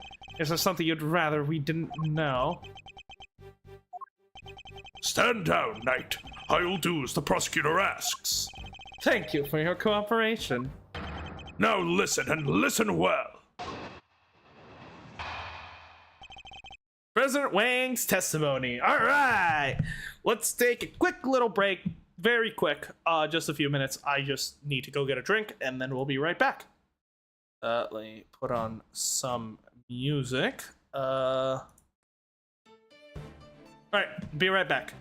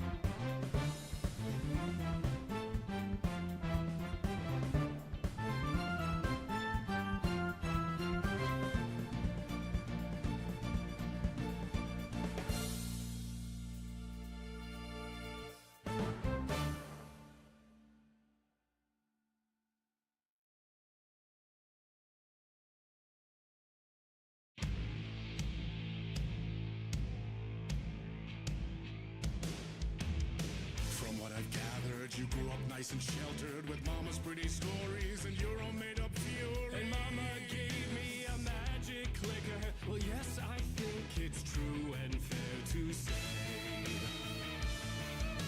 Come on in and listen, lost words you've been missing. Now the fire you're bearing, the eye of the darkness, your light.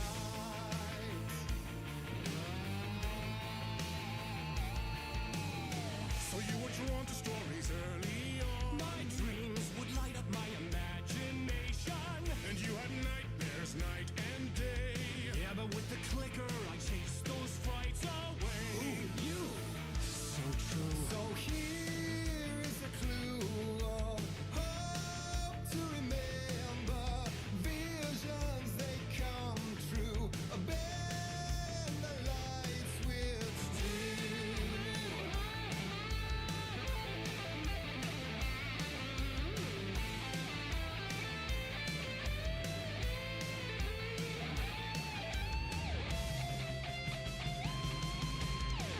Show me the champion of light. I'll show you the herald of darkness. Lost in the never-ending night. Diving deep to the surface.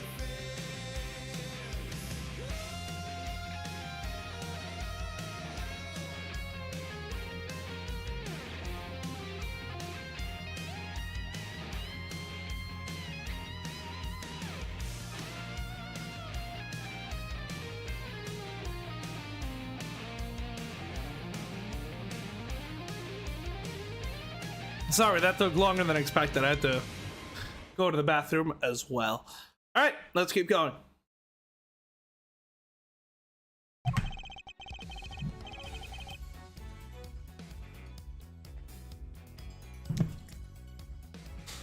Where was I when the incident occurred? The stage, of course. Suddenly, Rook and Knight jumped in front of me. Then bang! A shot rang out and a plain, unblemished balloon of red exploded nearby.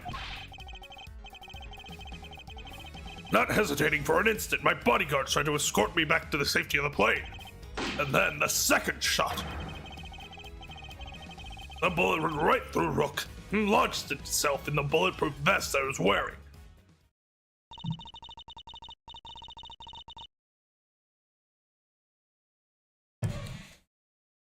I guess if you look at it in one way, the president is also the victim here. Yeah, the victim of an attempted assassination. Rook is simply in the wrong place at the wrong time. But was he? That makes it even weirder. Why would the target of a crime try to obstruct the investigation? My guess is that there's something behind all this that he doesn't want to make public. A cover-up, huh? Yeah, I knew there was more to this case than meets the eye. And the president's the only one who knows the truth, isn't that right, Mr. Knight? Trying to get to the bottom of this once and for all.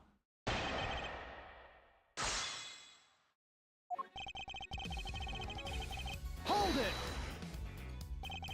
And how would you describe the incident exactly? Oh, you naive little man. Do you really think your silly, simple questions will shake me? I was involved in a craven attempt to silence me with cold steel. And while I was speaking to my adoring public, no less. Okay. Hold it! Knight jumped in front of me.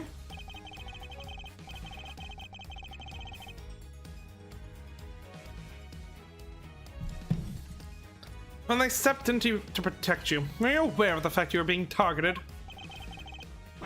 Was I aware of them? No, I was aware of my audience and nothing else. When I step up to the podium, I enter another world entirely. A place of rapture, a place beyond words. Yeah, I think that's called stage fright. I bet you were like a deer in headlights. Oh, 1,000 times no. I remember every second. Every moment is indelibly etched in my memory. When Rook and Knight stepped in, I was shocked, overwhelmed, taken aback. Bang, a shot right out. Flames, an unblemished balloon of red exploded nearby. Hold it! About that red balloon. Are you trying to test me, Mr. Prosecutor? No, Mr. President, I simply wish to confirm what you remember. Very well. There were 2 very large layers. Very round balloons, one on either side of the stage. Their deep crimson hue stark against the sky, just as the security plan said they would. Same security plan we found in the trash can, I assume. Rook and Knight leapt to my aid just before the balloon exploded. From inside my bodyguard trying to escort me. I see, so I'm guessing they spotted the laser pointer in the audience. Instead, they tried to escort you back to the plane. Yes, that is exactly what I said. They threw open their attaché cases That must be the moment Kay captured on her camera. and immediately moved to help me back onto the aircraft. Oh, yeah, something that I said I was gonna do was switch the audio over to the original soundtrack to see what that sounded like. So let's do that.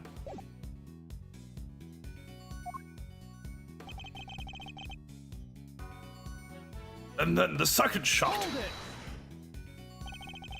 You know where that second bullet went? Is this how you treat a foreign dignitary? Or do you really think such needling questions are necessary? Oh, what's he so upset about? Must you insist on going over the same details again and again? Even my patience has limits. You know full well where it went. Rook and lurched itself deep into the bulletproof vest I was wearing. Okay. Hold it!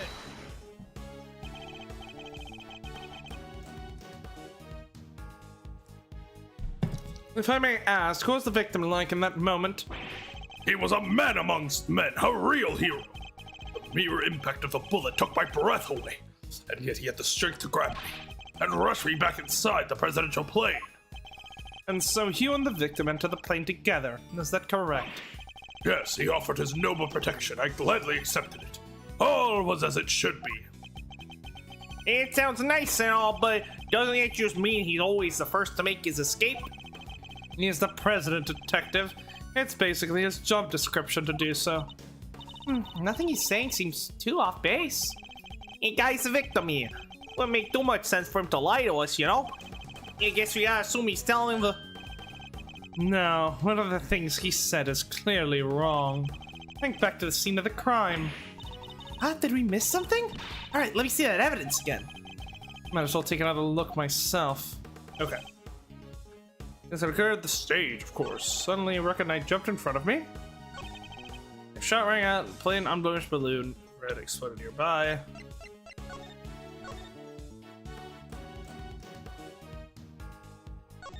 Yeah, there's no reason to believe the way that couldn't have happened in that order. And so my bodyguards tried to escort me back to the safety of the plane.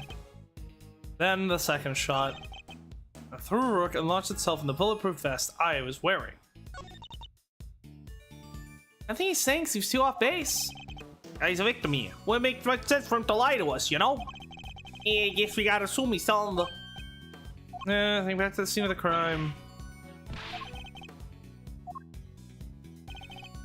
Huh.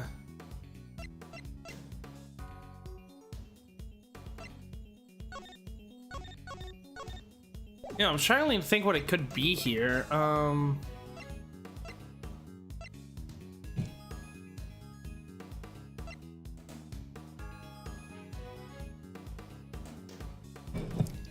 that's right! It was a steel samurai balloon, you lying bastard!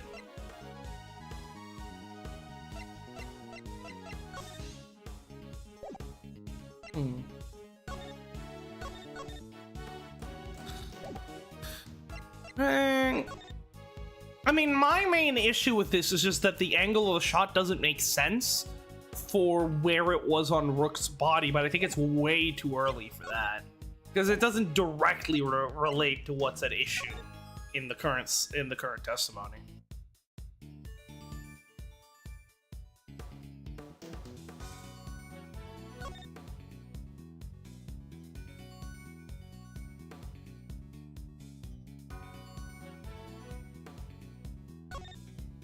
I mean, maybe the fact that he isn't wearing a bulletproof vest, but obviously he's probably just wearing it under. Or I guess no, he couldn't really be wearing a bulletproof vest under that skin-tight suit, so it might be that. The original security plan, prison safety is paramount. Should be covered at all times. Let's cover for Lakeside now. Eyes on this area. Rook resigned. Lance injury.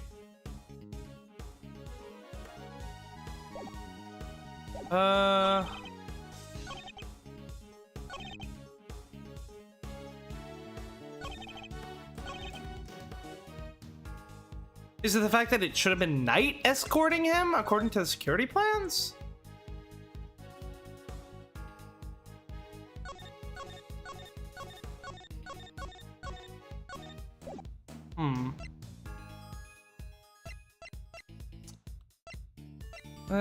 Since been paused, special report, tape.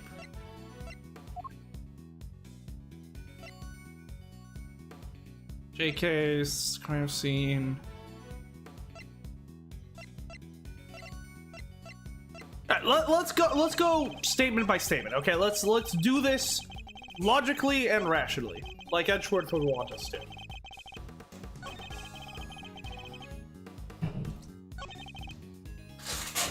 Where was I when the incident occurred? The stage, of course. I mean, we have reason to suspect that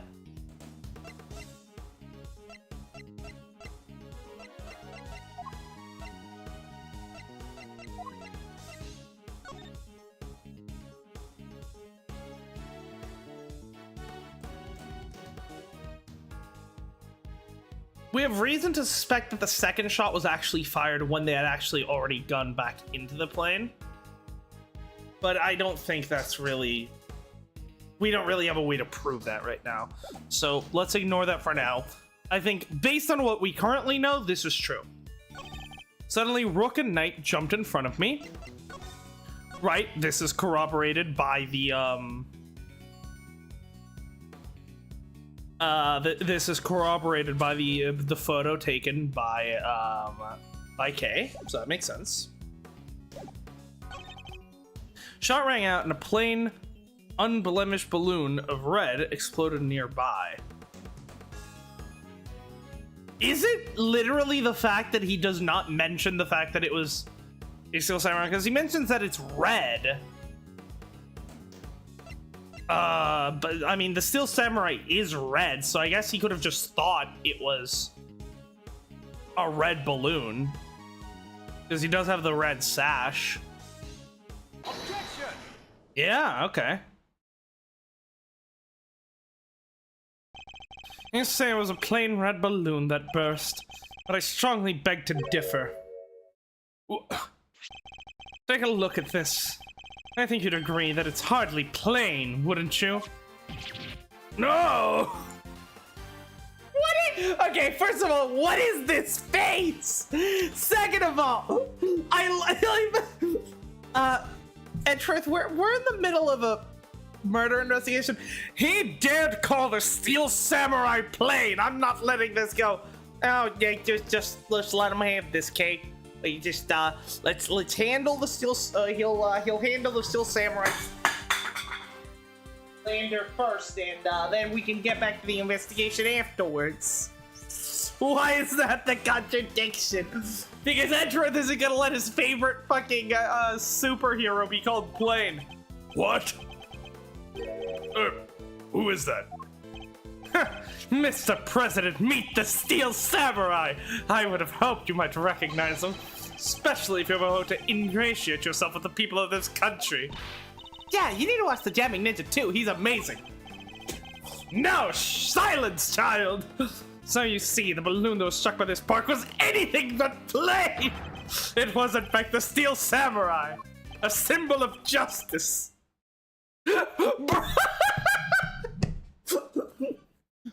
When the Japanifornian hits you with the dumbest fucking argument you've ever seen, and you gotta hit him with a Zhang Fa stare. Like, bro's like, You know we're discussing murder here. shut the fuck up. But the briefing mentioned 2 plain red balloons. There they are, right on the security plan. Yeah, they do look pretty plain, don't they? Just simple round balloons. Knight, what is the meaning of this? Explain yourself. Yes, Mr. President. It seems Steel Samurai balloon was borrowed at the last minute, sir. Borrowed? That's what we were told. They only reported the incident to his bodyguards, though.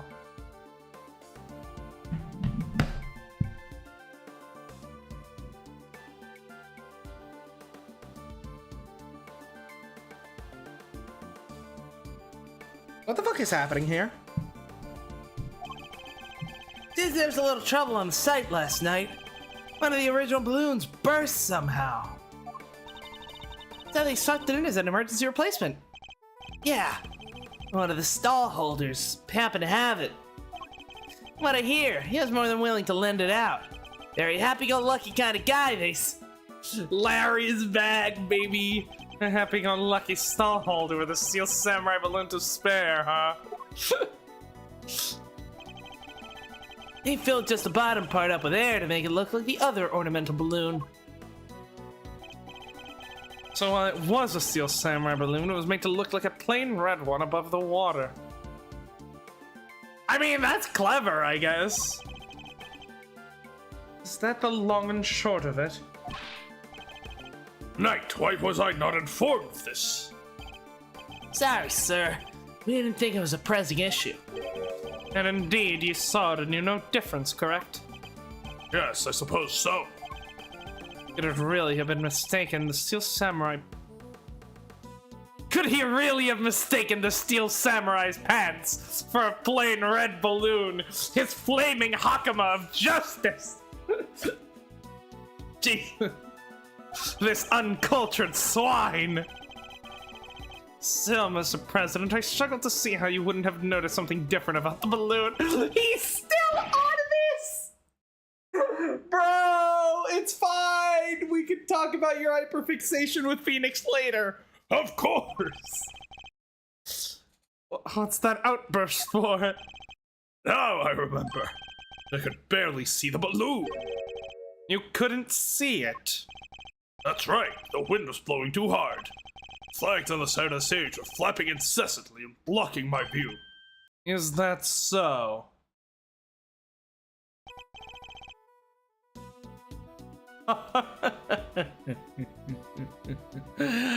Oh, there we go. That's all we needed, right? Because if the flag was this way up, then the shot that popped the balloon actually came from right where Knight was standing. Oh, that clever guy. Look at him. Look at him. He's got his gun. Because obviously, they're gonna, you know, Rook's not gonna look in that direction. He's looking out for threats. He pops the balloon, and then he shoots Rook using his fucking gun jutsu or whatever the fuck. I wonder if the original plan was to shoot the balloon in order to create the commotion and then shoot Rook, but then, yeah, how does the gun with the laser pointer factor into this? Yes, those two flags. They were being blown back towards me. There would have been a strong wind blowing right around the time of the incident.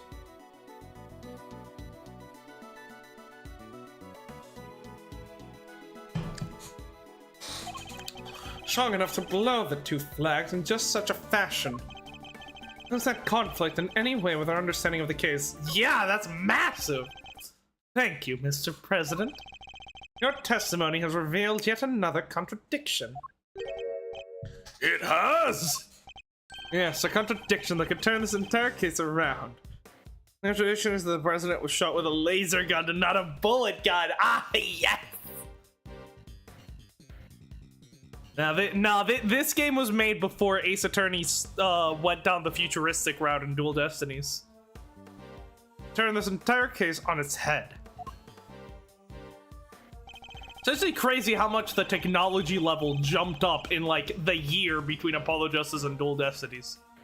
When I arrived on the scene, the wind had died down and the flags were resting calmly for the most part. But the wind had previously been blowing the flag as the president describes, a certain piece of evidence suddenly takes on a very different meaning. Bullet trajectory.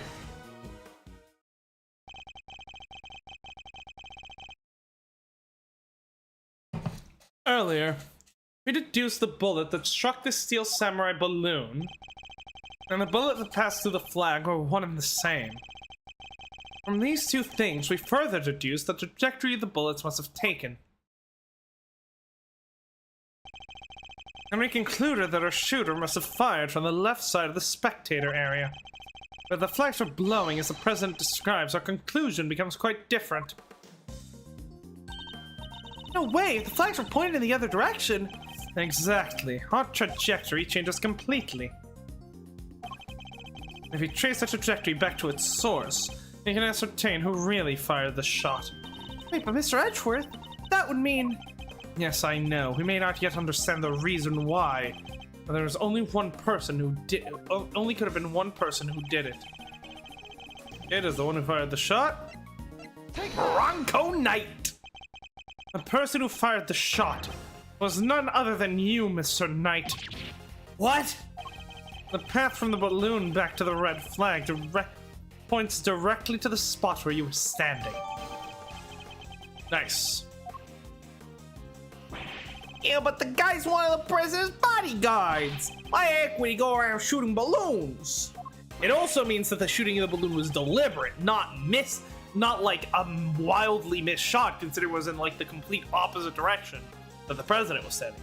This is absurd. What exactly are you trying to imply? How we went from the steel samurai balloon to the way the flags were flowing. If Edgeworth took a page out of Phoenix on just pulling bullshit out of nowhere. That Mr. Knight, a man who saved my life countless times as my would-be assassin. You weren't his target. Seriously, Edgeworth, they even put up with a lot from you. This? The President's Wang's bodyguards. We're the pieces on the board to protect the king. I'll handle this, Knight. Sorry, sir. Mr. Edgeworth, the wind was blowing quite fiercely around the time of my speech. But the wind can pick up and die in an instant, can it not? Therefore, I need proof that it was blowing hard enough to lift the flags during that crucial moment. First shot was fired right around the time the president raised his fist.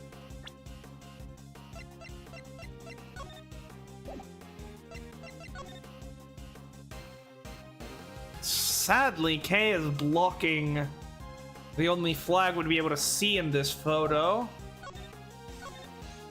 Ah, there we go. That's the flag.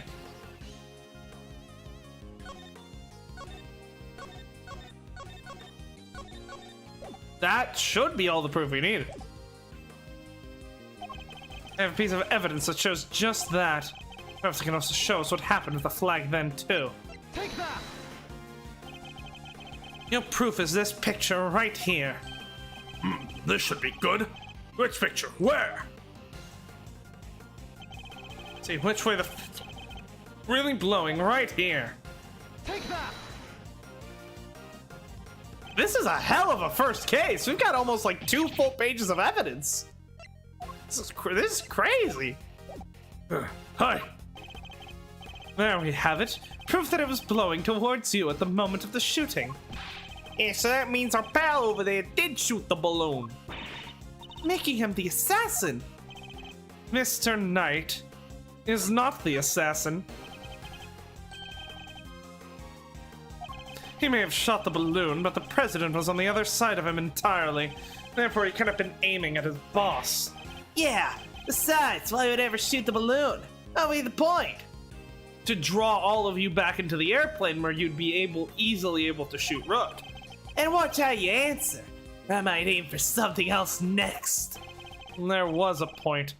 I'm sure of it. If I can figure out what it was, perhaps I can finally put this whole conundrum to rest. I definitely shot the balloon. That fact alone changes everything about the case. Alright, here we go. Combine that with Knight's position.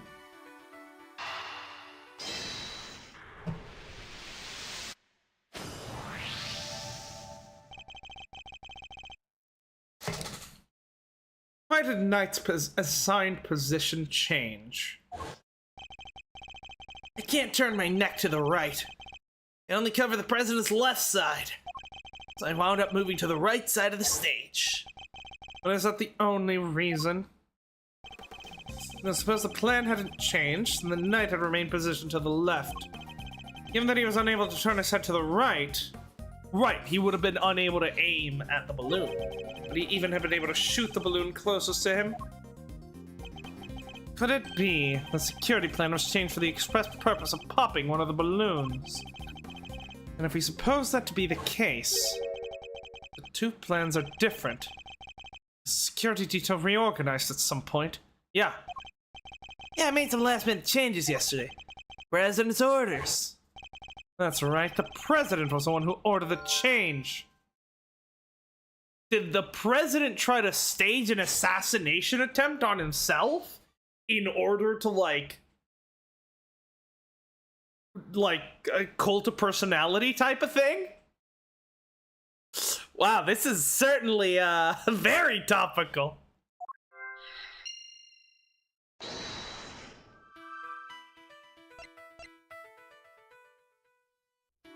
So then, the person with the laser pointer was actually one of the president's own... people. The gun was fired ahead of time. In order to just create a fake murder weapon, or attempted murder weapon. The laser pointer was the only thing that was meant to be used. Then Knight was to shoot the balloon. President would run off. And that would be that. That would be the assassination attempt. Okay, so then what happened with Rook? I still think Knight is probably the one who shot him. But if this whole thing wasn't part of Knight's plan, then,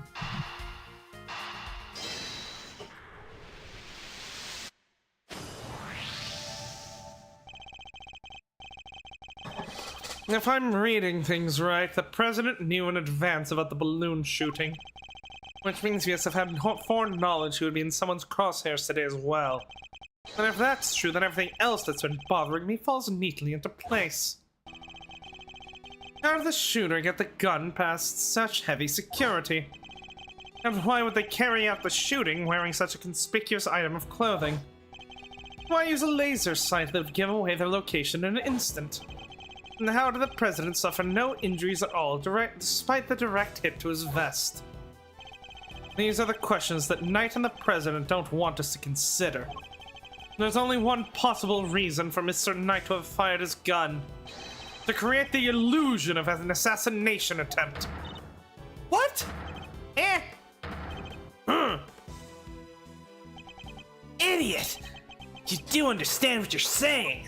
Oh, I understand all too well. I understand everything now. I guess the only possibility is that maybe Rook wasn't in on the assassination plot, and he maybe learned about it and was going the fake assassination plot. He learned about it and it was going to come clean, and so they had to kill him to keep him quiet. Most of all, I understand why you were so keen to take the investigations off my hand, Mr. President. You wanted the real plan to remain hidden. How dare you speak of me that way? There's some sort of sick joke! Oh, it's no joke, I assure you. It is simply the truth. It is revealed by the careful application of logic and reasoning, nothing more. The first shot was fired by Mr. Knight with the specific intention of hitting the balloon.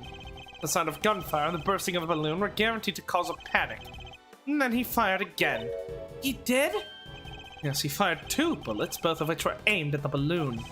As for why he did so, it's because the second shot was designed to create the impression of the president being hit. And what's the deal with the one in the vest? I'm willing to bet that bullet was planted there long before the shooting ever occurred. Right.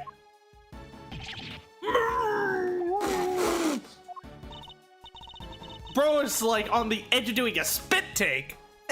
So Mr. Heroic President didn't take a bullet after all. That's not true. I was shot, I tell you. We'll be able to verify that for ourselves once we take a closer look at the bullet. Right, so then neither of those shots could have been the one that actually got Rook. At the very least, we can expect to find traces of Mr. Rook's blood on it, correct? But you said it yourself. You found the shooter in the photograph, the person with the red hood. I thought I made myself clear. The trajectory points to only one possible shooter, Mr. Knight. Then where does Tabby fit into all of this? She is simply one part of their plan. In order to place the suspicion elsewhere, they set about creating a fake assassin. A highly suspicious person with a red hood. I have yet to ascertain exactly how complicit Miss Lloyd was in the whole scheme, but I can say with some confidence that none of the shots were fired by her. In fact, her only job was to point a laser sight at the president.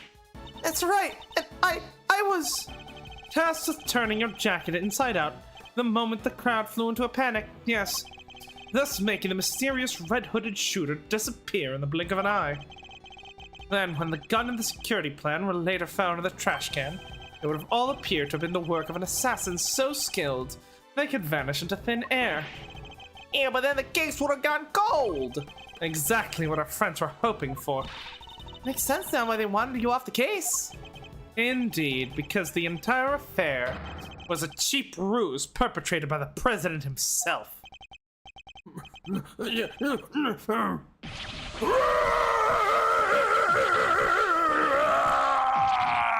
Oh, he literally was trying to stop himself from doing a spit take.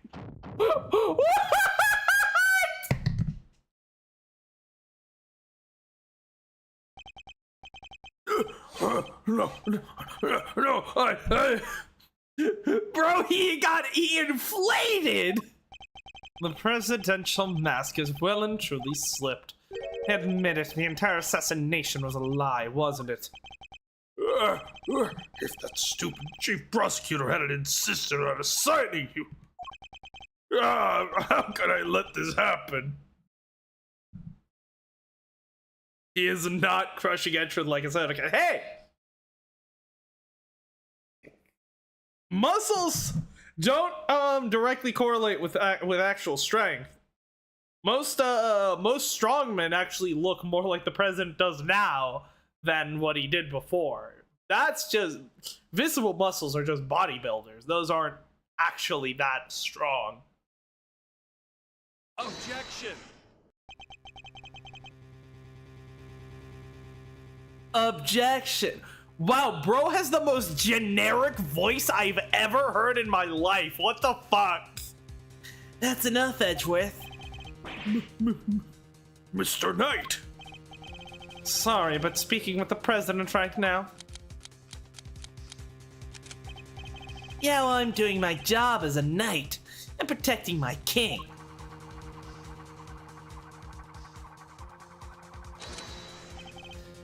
So, go ahead. Keep running your mouth. Perhaps it would be better if we stuck to threatening each other with words. He wouldn't. Would he? Nah, I don't need this thing to shut you up. Alright, my move. Question. You claim I fired the gun from on stage. And he figured I did that in front of a crowd of thousands. Bro, I literally see you fucking holding the gun behind your attaché case. Dumbass. An excellent point. Time for my counter move, I suppose. You had a certain something that allowed you to conceal your actions. A certain something? Huh. Mighty specific. What did Knight use to hide his actions from the crowd? He had a attaché case. It wasn't blocking bullets, it was blocking photons. Yes, take a look at case photograph. Look at this photograph! Your right hand is completely obscured by the case. The very moment this picture was taken, you were firing your gun. And in such a way that you wouldn't be detected. Objection! You don't like to let the facts get in the way of a good theory, do you, Edgeworth? Shame you don't seem to have noticed. Noticed what? But the theories are all you have. Conjectures, nothing more. The flag was billowing in the wind at precisely the right moment. I had my gun with my attaché case. Changed the security plan because I couldn't turn my head. It's all just speculation. Circumstantial evidence at best. You can't prove any of it. If you at least had the bullet that burst the balloon, you might have a scrap of credibility. Imagine, you're gonna run forensics to see if it matched my gun, but no, that bullet is at the bottom of the lake. You gotta go dredge it up. Gumshoe, get on that. But sir! I hate to say it, but he's right. I don't have anything concrete. I thought not. Now, you can shut your mouth. Oh? Miss Lloyd. I, Of course, she could shed some light into this whole situation. I need to get her to talk. what's the matter? Something you want to say, Miss Journalist? No, never mind. That's what I thought. Miss Lloyd. I need you to be brave. If you don't speak up, the truth will be lost forever. You're a journalist after all, are you not? Dang it! I can't stay quiet any longer. Hey, you understand what you're doing, right? I think carefully before opening that mouth of yours. I was so focused on banging me a scoop, I forgot the most important thing of all. Real journalists don't lie. Ain't no dang scoop if it ain't the truth. I'm sorry, Mr. Edgeworth. I should have showed you this before. There we go.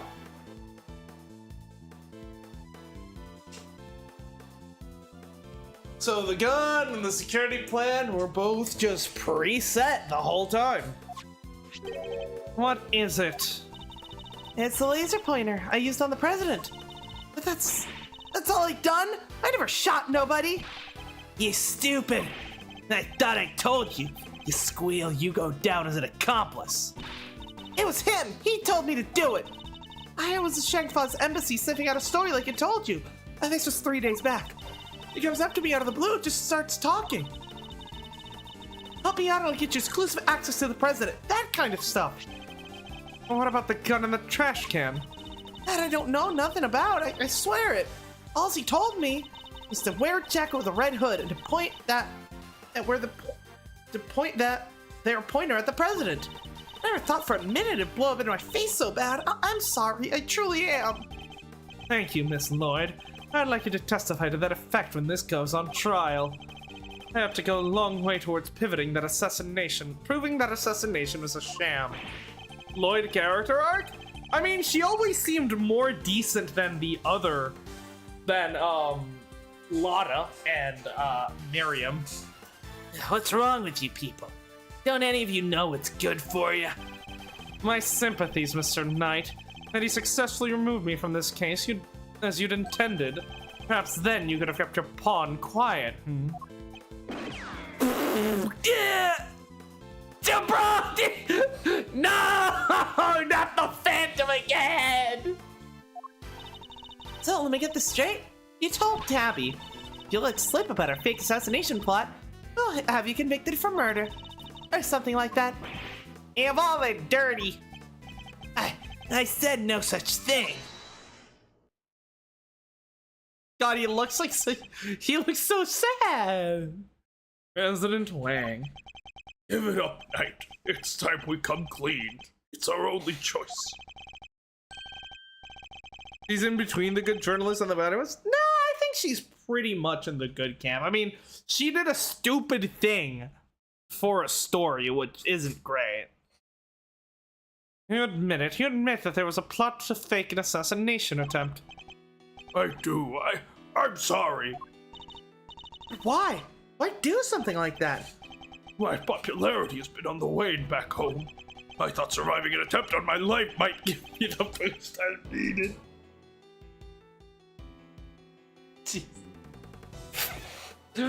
God, incredible timing, truly.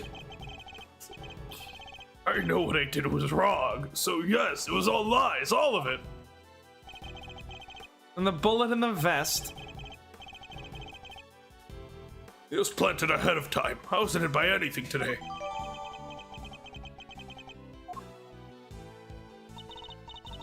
Then, what was up with the killer? Our plan got out somehow. And then he just appeared, hell-bent on turning our fake assassination into a real one. Hence the red raincoat, I suppose. He'd have to get in close enough as the fake assassin to finish the job. There is one thing I don't understand, though. And what would that be? Why did Rook have to die? If the whole thing was fake, how did he wind up getting killed for real? That's true. Therein lies the real question. He was a fine bodyguard. The best, in fact. He might have been a native of Zhengfa, but he was someone I could fully trust. What's that look for, Mr. Knight? Mr. Rook must have been really something to gain the trust of someone who'd hide from his own shadow. He sounds like he was trustworthy of the president as I am to you, sir. I believe that's for me to say, Detective, not you. Mr. Rook must have known about the plan too, then, correct? He wasn't aware of any specific details, so not really. I tried to involve him, but he refused. And you would have done well to listen to him. This is a tragedy. The life of a good man has been wasted. What's so great about him, anyways? What's gotten into him? Yeah, it's just another piece on the board. There to protect you, nothing more. Mr. Knight! How could you? Who was it that actually went along with your plan, huh, Mr. President? Well, that pious coward backed down when you needed him to step up the most. I value your support too, of course, but... Look, I'm your chief bodyguard now. That's all that matters. And now that spineless fool Rook is gone, things are gonna change around here. Thanks to me, genius strategist, grandmaster, rightful leader of this team. We are all well aware of your ambitions, Knight. But doesn't this seem a little imprudent to you? Well, my plan this time was perfect. As they always are, as they always will be. That's quite a statement, especially considering that your perfect plan was an abject failure. Yeah, no thanks to you. And that buffoon Rook. How exactly was it Mr. Rook's fault? If he hadn't died, the killer would have never come down. The killer would have never come. Ah, I see! That's what... The killer and Rook must have explored each other's bodies after Rook broke his arm. And I wouldn't have had to let you on this plane.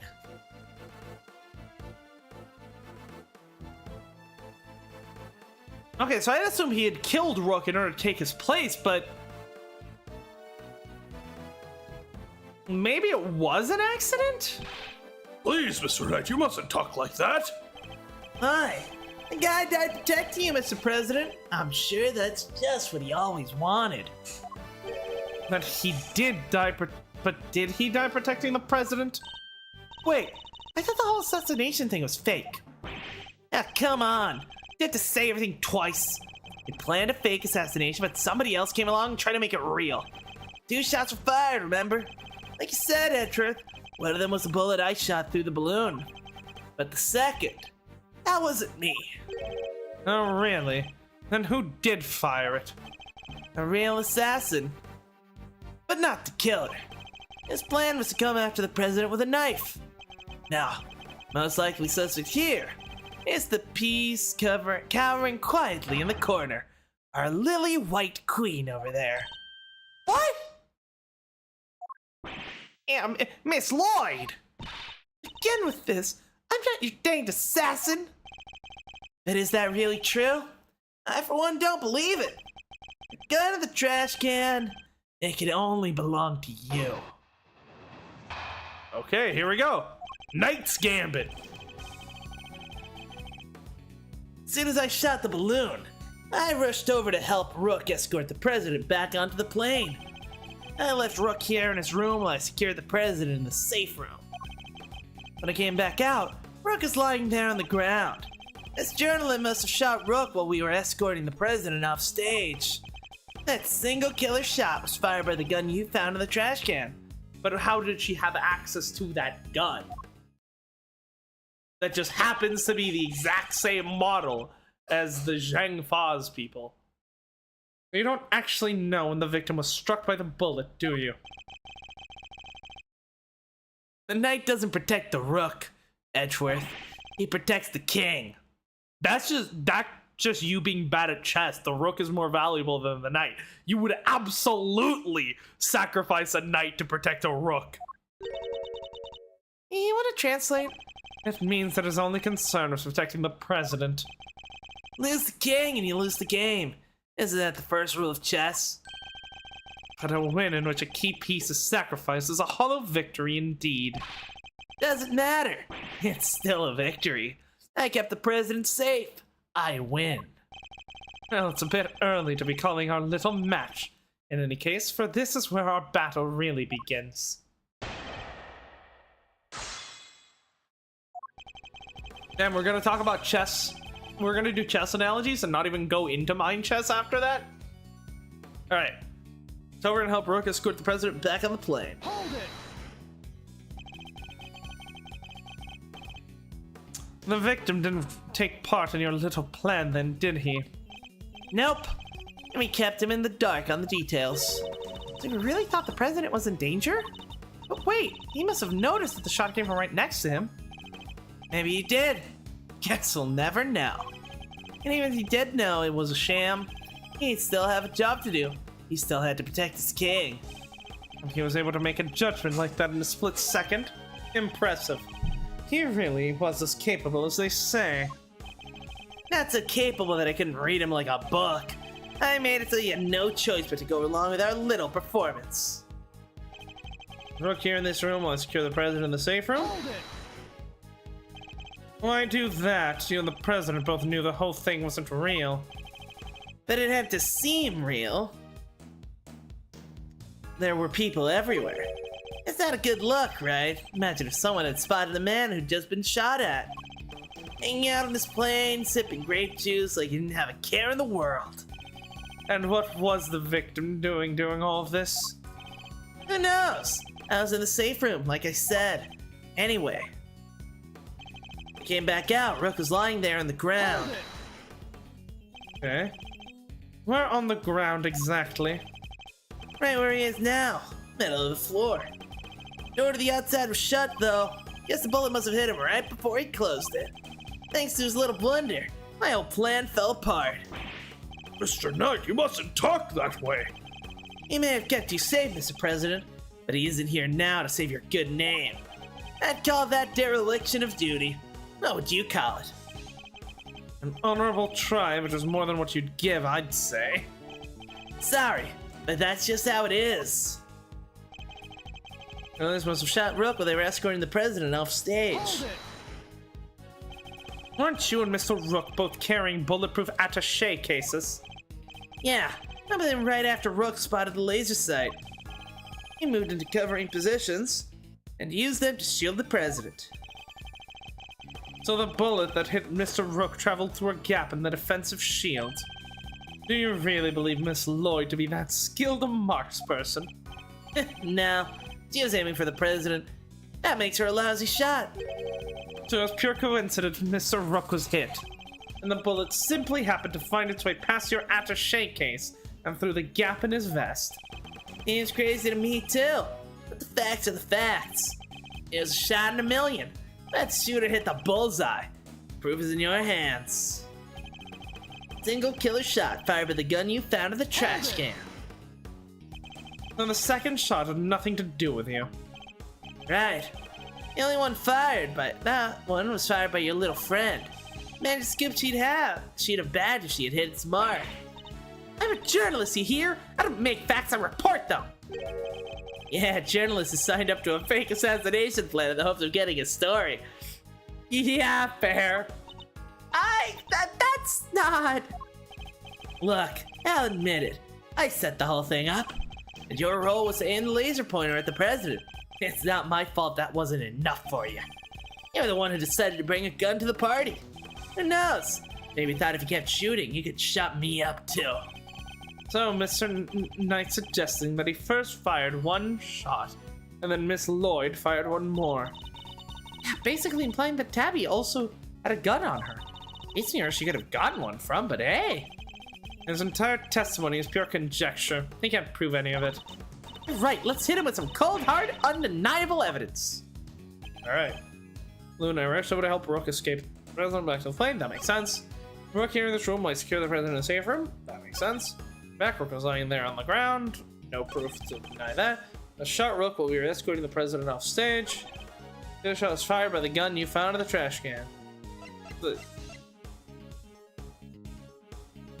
But yeah, there were 2 spent bullets. Objection!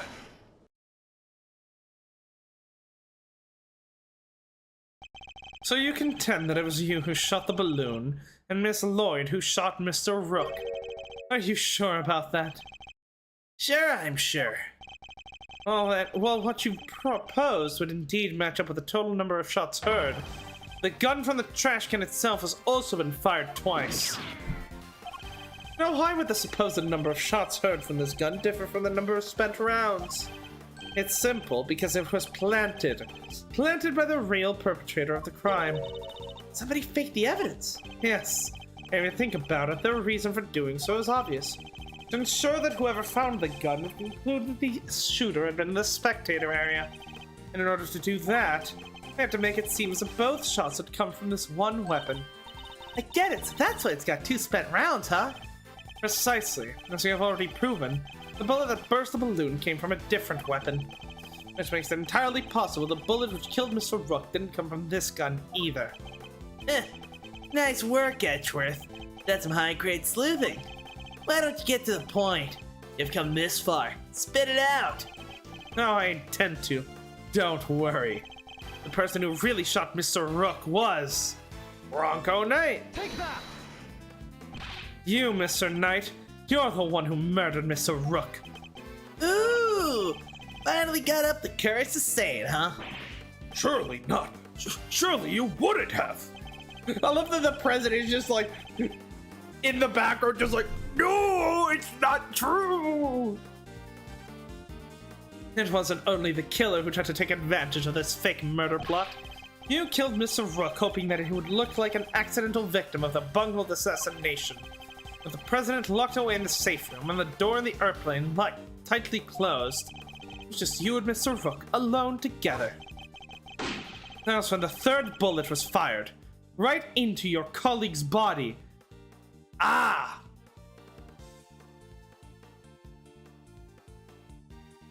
And that's why that's the piece of evidence we were missing. The bullet hit one of the security monitors, hence why it needed to be disposed of. Right, because if the bullet exited out of Rook's body, it must have hit something. Objection! Wait, you gonna claim there's a 3rd one now? You just said only 2 gunshots were heard. Wanna tell me how that works? Objection! Airplane cabins are practically soundproof, Mr. Knight. If you close the door, nothing can be heard from the outside. Not even gunfire. Right, my original theory. Wasn't the president right next door? Very true, which means he may have heard the shot himself. Well, Mr. President, I didn't hear anything. but you can observe this room through your security feed, can you not? Camera in this room isn't normally on. I have to manually switch it on when I enter the safe room. And that's what you did this time too, right? Well, that is... What's gotten into him? Mr. President, this is vitally important. He didn't. Please, President Wang. Fine, I was busy hiding under the bed covering my ears. What? Even though you knew the whole thing wasn't real? Yes, because I hate the sound of guns.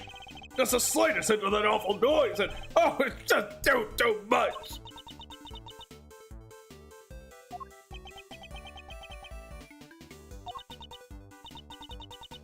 That there's sadder than a pot of overcooked crawfish. What's the arranged version of this theme?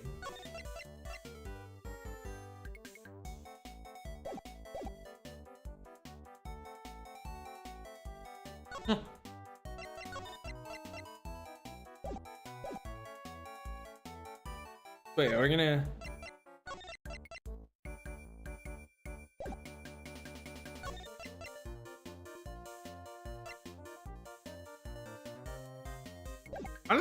I don't know if there's even a difference.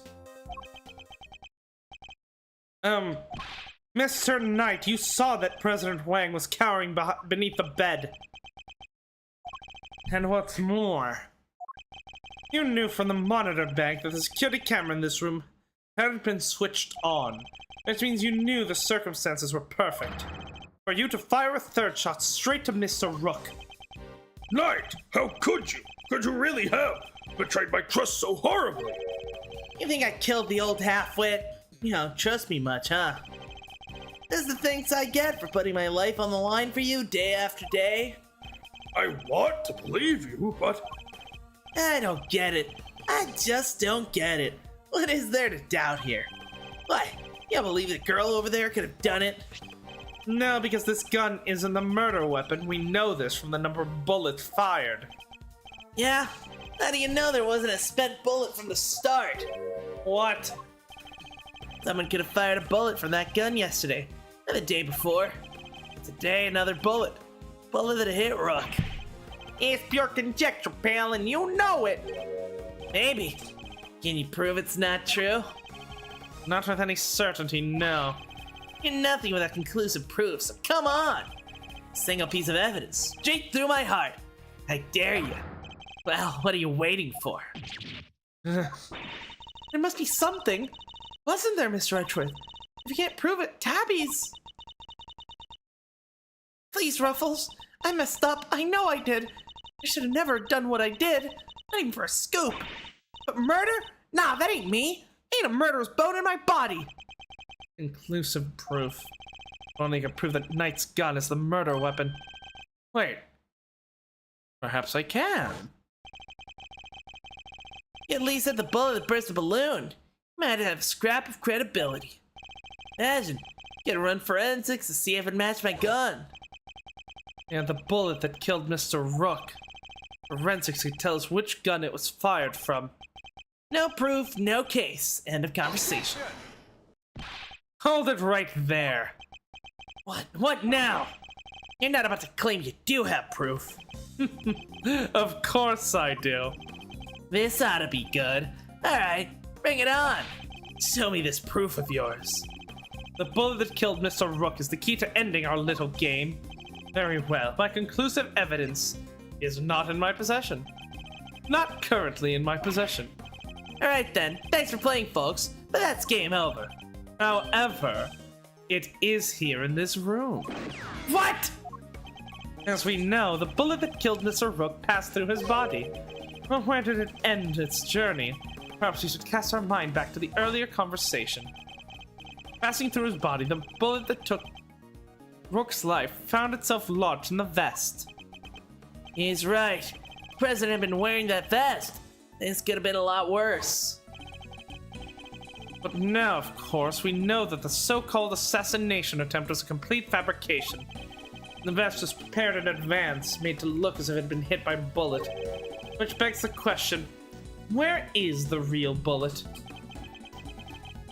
I like it! A twist! This is good stuff, Edgeworth! Come on, then, don't keep us in suspense. Does any of the evidence point to where the bullet that killed Mr. Rook might have ended up? Yeah, of course it does. Take that! There's something very clearly missing from this room. Yeah, a prosecutor with some common sense. Take a look at the bank of security monitors. Oh, I see you've caught on, Mr. President. Splendid. There are screens here showing views from all around the airplane, inside and out. The only external angle not covered is the right-hand side of the aircraft. And that's because one of the monitors is missing. Yeah. There was a monitor in that space previously, wasn't there, Mr. President? there was. I had no idea what my plushie is doing. There now, though. It appears to be someone's vain attempt to hide what is obviously lacking. But where did it go and why? The why is easy enough to answer because it was struck by a bullet. And if I were to believe that the bullet is in the vest, but the bullet in the vest is the real deal, then anything that hinted at the existence of another bullet had to be removed. So where did the missing monitor go? Where indeed? Probably must be hidden somewhere in this plane. After all, there would have been time to dispose of it outside the aircraft. Detective Gumshoe, conduct a search if you would. Right away, sir. Mr. President, extraterritoriality, remember? I have no objections to the search. Please, go ahead. It will help us discover the truth behind what happened to Rook. I will not stand in your way. What are you? I don't believe this. Rook this, Rook that. Don't you ever think about anything else? The search has been authorized, Detective, if you wouldn't mind. Look at him go. Yes, sir, I found the monitor. Excellent work. Now go ahead and extract the bullet. Yeah, let's see. If I put my hand in there, just... Ah, come on. Got it! Wow, you did not cut yourself? That is impressive. Would you look at that blood? This is the bullet that hit Mr. Rook. There's no doubt about it. And there you have it, Mr. Knight. A single piece of evidence you requested straight through your heart. Does that mean... Nah, we haven't filled 2 pages, damn. Even you must now admit, if this bullet didn't come from the spectator area gun, then Miss Lloyd cannot be Mr. Rook's killer. Oh, no pithy comeback. Detective, have forensics analyze the bullet for striations and compare it to the gun we found. Yes, sir, we'll get the evidence you need. Count on it. Oh, we got more people here. All right, let's hear what forensics has to say. These are the pawns. Oh, that's why their heads are round. Oh, that's clever. Nice. Our findings are as follows, sir. Firstly, the blood on this bullet is indeed that of the victim. Proving that it was the bullet that killed him. Secondly, we found Mr. Knight's fingerprints on the gun. Probably from when he handled all the evidence. Probably from when I handed all the evidence over to him. Now for the key part, the striations. They're not a match, and Miss Lloyd is in the clear. Lastly, the striations on the bullet are a match with this weapon. What? How could that be? No way! Oh, come on! No doubt about it, sir. This is the gun that fired the bullet. Ow! Wow, isn't that something? Conclusive proof I was right. What's the matter? You didn't think you had me backed into a corner, did ya? Guess you misread the board. Because the only one backed into the corner here is you. How the fuck do we get out of this? No denying it. Forensics proved the gun and the bullet are a match. The bullet that killed Rook was fired from the gun you found in the spectator area. So who pulled the trigger? It couldn't have been me. I was up on the stage, which leaves our little friend. The hack killed Rook. She's the murderer. And you just proved it. Your move, Edgeworth. Just remember 2 things. 1, where you found the gun. 2, which gun the fatal bullet came from.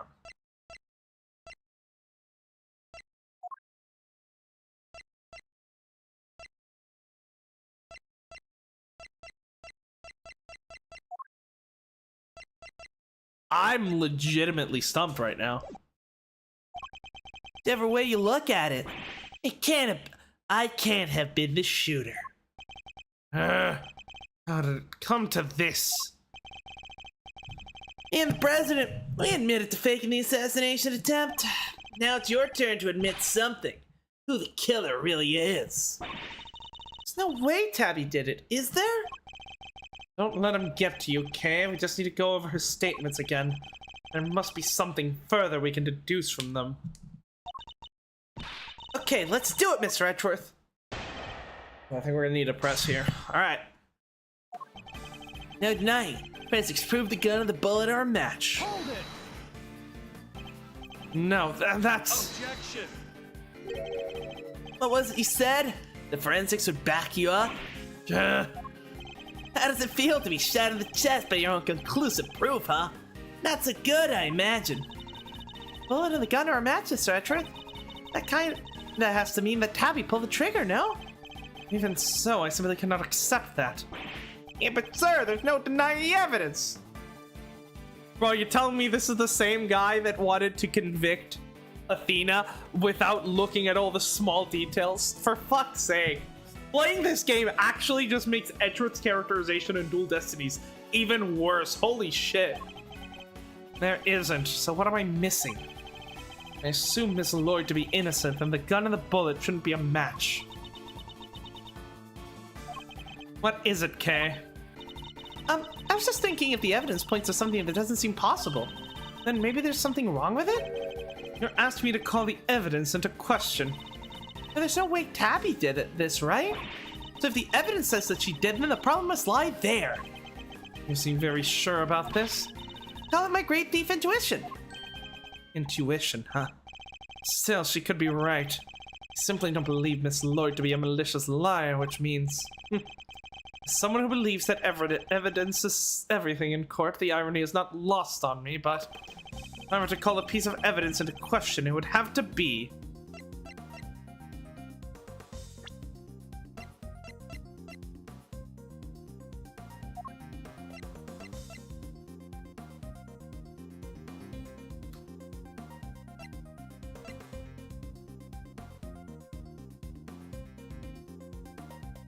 the bullet.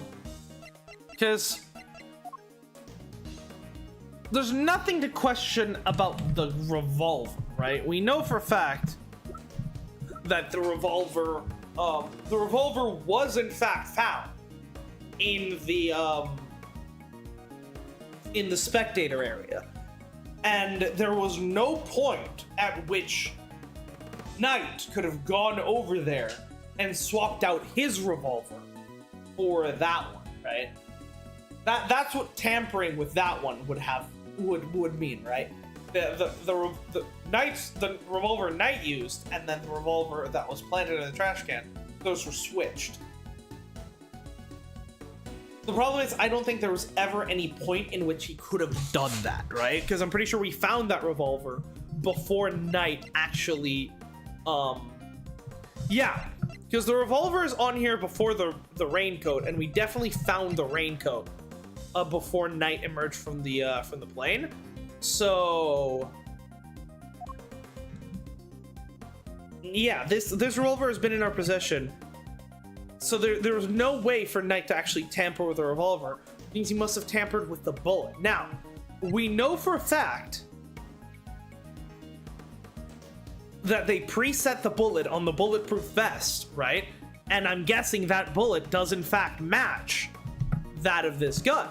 But there were two bullets that were fired from this gun in order to make it seem like, right? One hit the president, one hit the balloon.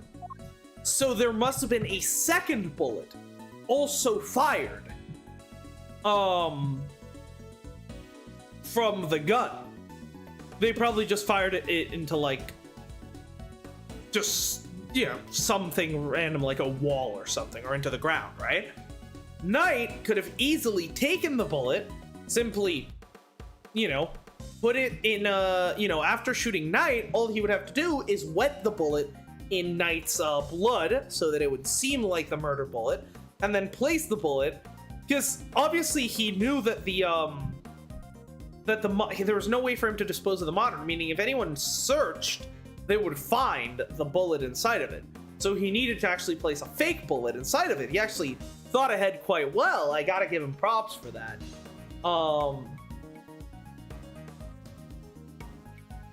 Yeah, the bullet must have been a fabrication. What if there was something wrong with the bullet? Detective Gumshoe, you didn't do anything strange to the bullet when you recovered it, did you? Strange like what, sir? You didn't, step on it or anything. Oh, I'm not... How could you, sir? How do you even think of something like that? You didn't need to go full-throated on me, detective. You know, they just found the bullet, and yes, the detective would have absolutely never done anything to it. In which case... Okay. But there's no way for him to have manipulated the gun. There was!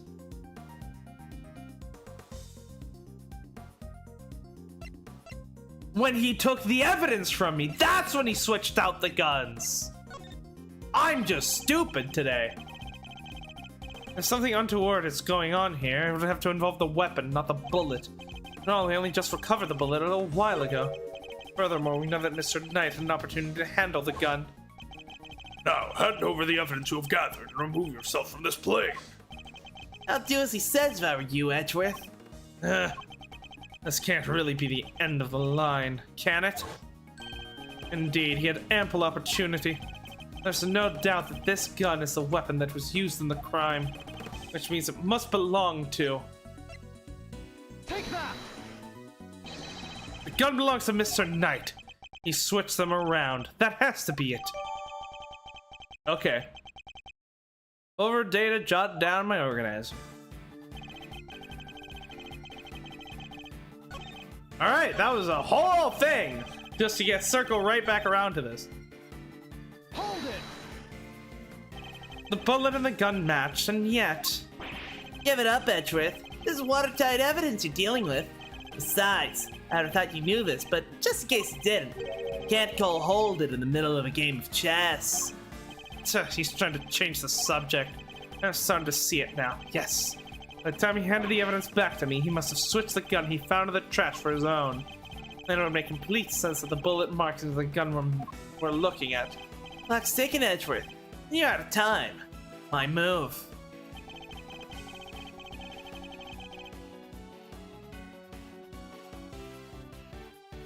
Hold it! But how can we prove that? No, you hold it. You were the one who proved this. Fuck! I can't even... Bro objected to my hold it! What? Why are you saying that forensics was wrong? The bullet had the victim's blood on it. Means it must be the one that took his life. I mean, not necessarily. And it does seem to have been fired from the gun we found in the trash can. Don't you just love this? Your face, Edgeworth. What a picture. Of a man of dire straits, yes. Well spotted, you. Let's just agree to the facts as they are here and move on. Gun fired the final bullet.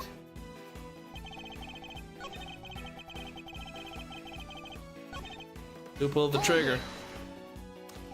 Yes, who indeed? Still can't bring yourself to admit the truth, huh? I get it. I was in your shoes just a few minutes ago. Burned me up on the inside, you know? Maybe really want to shoot someone. He's fucking unhinged. I mean, we've known this for a while. Sorry, no laughing matter. I know. We both know who really did shoot someone, don't we? If it me, I was up on the stage, which leaves your little friend. Hold it! What proof is there that Miss Lloyd fired the gun? What proof? What about the forensics you ordered? They didn't find her prints though, did they? Yeah, the only prints they found were yours, pal. Objection! Pretty sure she's wearing gloves. Or may confiscated the evidence, probably. Anyway, say it wasn't, Miss Journalist. It wasn't, because it can't have been me. Your investigation put the shooter in the spectator area, didn't it? Are you ready to admit it yet? All the evidence points in one direction. My favorite band. Rock, the hat killed Rook. Oh. She's the murderer, and you just proved it. I'm more a fan of the Governors, thank you. That's not what I proved at all. Oh yeah? How did you prove? That Clavier, he seems like a nice up-and-coming prosecutor. I certainly hope he won't put my boyfriend out of a job. Still trying to make this about how I fired the first shot. Sure, you proved that, and I admitted it. So what? You're forgetting that you're here to do one thing and one thing only. You got that right. Uncover the truth. And do you think ruining your country's relationship with Zheng Fa is going to do that? Nah, your job is to solve an attempted assassination, nothing else. I'll decide what my job is, thank you very much. You don't get to tell me what to do. Oh, sure. Let your tray go cold while you flip your wig over who gets to say what to who. Or you can finally do the right thing and admit that your little friend is guilty. Never. You're the guilty one here. There's no doubt about it. The markings on the bullet are consistent with those left by the weapon from the trash can. If Mr. Knight were to have tampered with the gun somehow, he could have only done it once I handed over the evidence and not a moment before. Is there something we can do, Mr. Edgeworth? There must be something. Our reasoning thus far has been sound, I'm sure of it. Which means we can overcome his defenses this time as well. Really? Even with the forensics results on his side? If a testimony is untruthful, there's always a contradiction to be found. Let's listen to what he has to say for himself one more time. Forensics prove the gun and the bullet are a match. Yep.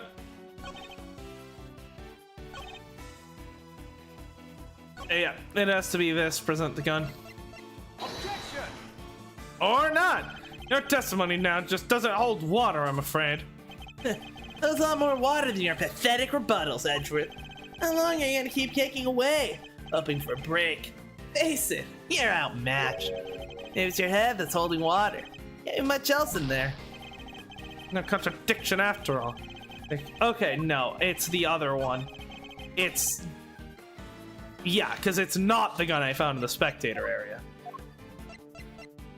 Objection! There we go. Admit it, you switched the guns, didn't you, Mr. Knight? That's why the markings match the weapon in question. It was you all along. An intriguing move there, Edgeworth. And? You must have made that switch when I handed over the evidence.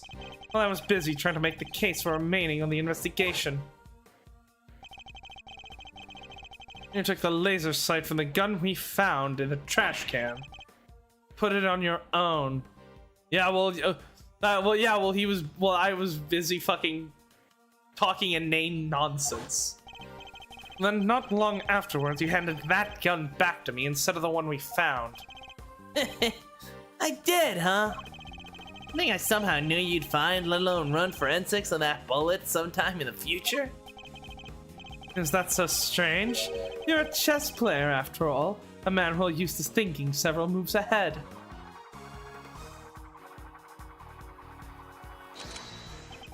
I'm flattered, but much as it pains me to admit it, you're overestimating my abilities. Besides, even have any proof that I made the switch? Okay, this is the critical thing. We gotta. We now understand the nature of the crime. We just need to prove it. Gun is the same model as mine.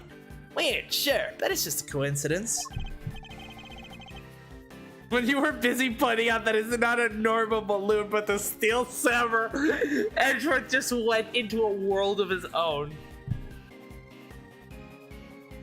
And Gumshoe's just like, oh yeah, we saw him switch the guns. He was not very he did a shit job at hiding it, sir. We knew he had switched the guns the whole time. We thought you noticed too, so we were just waiting for you to point it out, you know, since you know you like doing your objection stuff.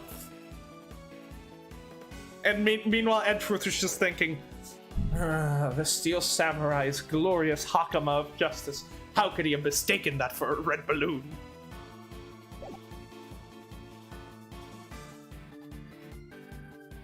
Look, there's a laser sight attached. Let's take a look at the cylinder. 2 spent bullets.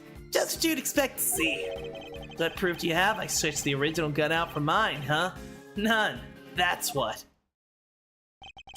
You say I'm overestimating your abilities. You surprise me. What can I say? I'm a modest guy. More modest than you, that's for sure. Everywhere except for the chessboard, that is. Well, I don't see a chessboard here, do you? Same. Still, guess that gives you a nice excuse. I didn't mess up. I just didn't have the right evidence. I don't think I'll be the one making excuses. Rather, I didn't mess up. They just got lucky with the evidence will be your excuse, I imagine. Alright, let's get his ass. I'm gonna put you in another neck brace, boy. Hold it! coincidence, you say? Oh, or was it a necessity? It can't be both, pal! Sure it can. Your bodyguard's here to protect the president. And the girl needed to use a gun, so he probably doesn't know a whole lot about them. It's not so far-fetched for her to pick something she's heard of that we also happen to use. Okay, but why a revolver? Why is that your go-to gun? She's just like, are you stupid? Revolvers suck ass. That's probably something to do with ease of use. No spent casings to chase down, for example. Exactly. Perfect tool for a job and you can't afford to fail. Or don't know what you're doing. Still, coincidence, necessity, does make a whole lot of difference either way. And look here, there's a laser sight attached. Because, like, even Ocelot originally used a slide lock pistol. Like, you know. He only switched to using revolvers after, his gun jammed and Boss was like, oh yeah, that technique that you're using only works for revolvers. It does not work for slide, pistols. Hold it!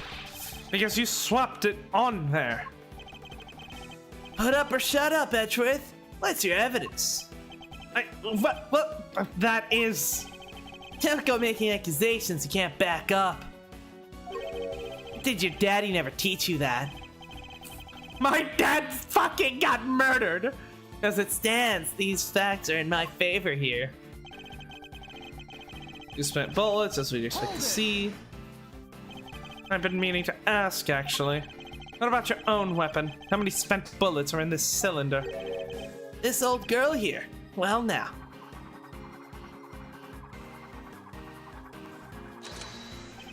Let loose a few rounds earlier, as you saw. He reloads his gun every time he fires it. If I were to tell you how many there were at this time, there'd be no way of verifying that. Of course. In order to swap the guns properly, he'd have to maintain the right number of bullets per gun. He didn't have a chance to put on any gloves, though, which means... his fingerprint should be on the bullets. Alright. Think about time you did the right thing and resigned, don't you? Game's all but done, see? Have that I switched the original gun out for mine, huh? None. That's what. The proof is... Something you clearly don't have, and if you did, you'd have made your move by now. We do have proof, right, Mr. Edgeworth? We won't be given a chance to investigate any further. Have to work with what we've gathered. Think, Miles, think! Consider all the possibilities. If you got the goods, it's now or never. How are you supposed to prove he switched the guns? Unfortunately, we don't have any direct evidence of wrongdoing. But that in itself is proof of a kind. Yeah, because otherwise the striations won't line up like they do, right, sir? Right. We must carefully consider and infer what we can from the evidence he brings up in his testimony. Truth is there somewhere. Right, this is the patented Mia Fey technique. Assume that he swapped out the gun and then deduce what would have to be true as a result of that. And that is fingerprints on the bullets. Objection!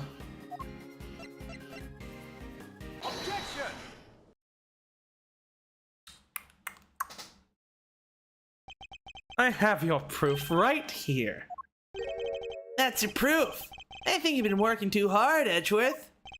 Not the gun itself, the evidence it carries. The evidence that will prove once for all that it does in fact belong to you. I'm looking forward to this. Go ahead. Make your move. And it's about to come to play. The rook, the bishop, not a pawn, surely. The evidence the gun will provide takes the form of fingerprints. Fingerprints, namely your fingerprints, Mr. Knight. Objection! My prints. Of course my prints are on the gun. You handed it right to me when you gave up the evidence. How could they not be on there? What if I told you there are prints on a part of the gun that you shouldn't have touched at any point? What? Where? You can't prove that. Oh, but I can. There is a place where your fingerprints could never have been left if things happened as you say. Allow me to present the final piece of evidence that will bring our game to its rightful conclusion.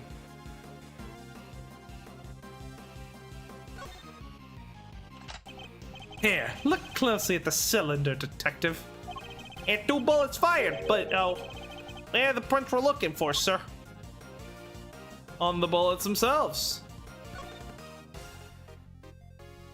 You did indeed switch the guns when I handed you the evidence. But if that was all you had done, your deception would have been easily detected. Because the number of bullets fired by each gun was different. And there were 2 spent bullets in the gun we found. Yeah, but what about Mr. Knight's gun? You know that he fired 2 bullets from the stage into the balloon. And he fired another bullet into Mr. Rook, ending his life. So 3 bullets in total, plus a few odd ones that he let loose in shock during our little game. And after each shot, he reloaded his gun out of habit. With his bare hands, of course. Officer, where exactly were Mr. Knight's fingerprints? The ones you mentioned in your report. Sir, they were found on the exterior of the weapon, but also on the bullets themselves. I'm sure they could have gotten there just from me handing you the evidence, Mr. Knight. That's... And there we have it. Proof that you did indeed switch the guns. This gun, the one which fired the bullets that killed Mr. Rook, is yours. And in taking his life, you are the true assassin. I did it! Checkmate. No!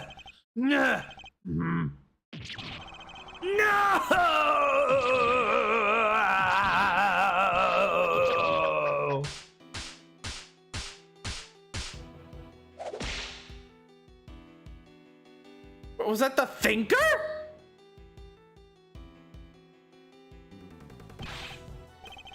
I was going to be the new chief of security. That blasted Rook. Only person that could hit with the thinker had survived. True. That thing is vicious. It killed 2 people. I would have been in charge by now. I would have been in control of the whole team. My plan was perfect. A fake assassination was supposed to be flawless.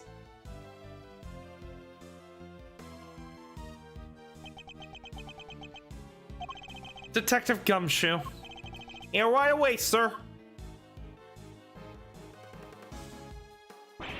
Curse you, Edgeworth. Our game isn't over yet. I'm afraid this is as far as we go for today. The next moves we play will be in the courtroom. But, it's not fair! It's not fair!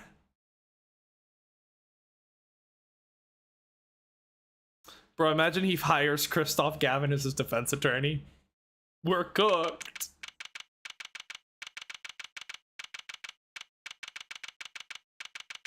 Oh, he's back to being buff. Mr. Edgeworth, I owe you a debt of gratitude. You exposed a murderer within the ranks of my own personal guard. I will not soon forget that. He's suddenly very presidential again now that we're back outside the plane. I saw it, when I first proposed the fake assassination to him. You want me to handle it, not Rook. Rook refused, but I can rely on you, can't I? Of course, sir. You can count on me. I'll put together a plan that can't possibly fail. He'll play his part like the pawn he is. That hatred in his eyes is plain to see. He despised poor Rook. I was not entirely comfortable about moving forward with Knight in charge of our little deception. And looking back, I think he sensed my discomfort. I can't help but thinking I played a part in his decision to end Rook's life. Mr. President, none of this would have happened if you hadn't plotted a fake attempt on your life. That was your crime, and is a crime you'll have to live with. You are right. I can only apologize for the part I played. And I will no doubt be made to pay for my actions in one way or another. But I thank you nonetheless. You solved the riddle of Rook's demise, and for that I shall be eternally grateful. I will be here in your country for a little while longer yet. But when I return home, perhaps you will visit us in Jangfa. You will always be welcome.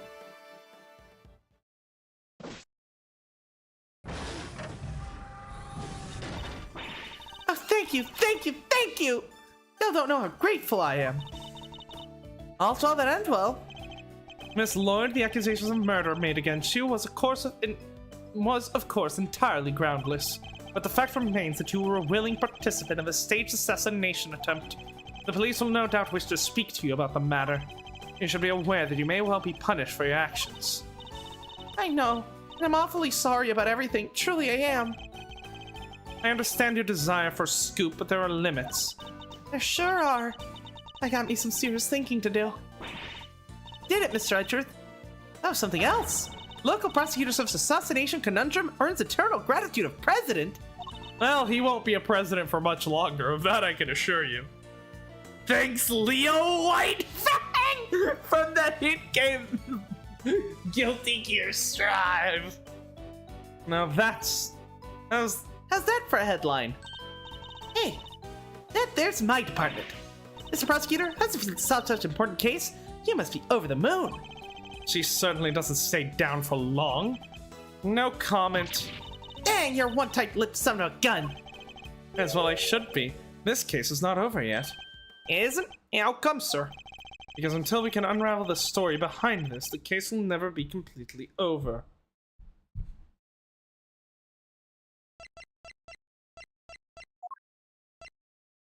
Shelly? That's the only thing I can think of, right? Prosecutor's badge means nothing. We know this. This is fine. There's the meeting that they were about to have with the president, but I don't think that's really that relevant. The bullet trajectory has been solved. Case photographs, they all make sense, right? That was Tabby with the laser pointer. That was right, that was the flag, Knight firing the gun, and then Shelly running away. The security plan, both versions of it. Revolver makes sense. The red raincoat makes sense. Yeah, the shake case, the crime scene note, the bulletproof vest, bullet, security monitors. Yeah, it has to be Shelly. It has to be Shelly. Take that! Killer's calling card. Mr. the Killer has yet to complete his assignment. You mean he might still try and murder the president? I hope I'm wrong, but if I'm not, this could all blow up into something more sinister yet. As one would expect with the attempted assassination of a president. The case was all over the news. My preparation for Mr. Knight's trials were constantly interrupted by requests for the press. There wasn't a person in the land who didn't know about the case. Everybody was talking about it. But in the midst of that frenzy that followed, nobody noticed this was only the first move in a game far bigger than any of us could have imagined. Yeah, okay. So I'm very interested to see how the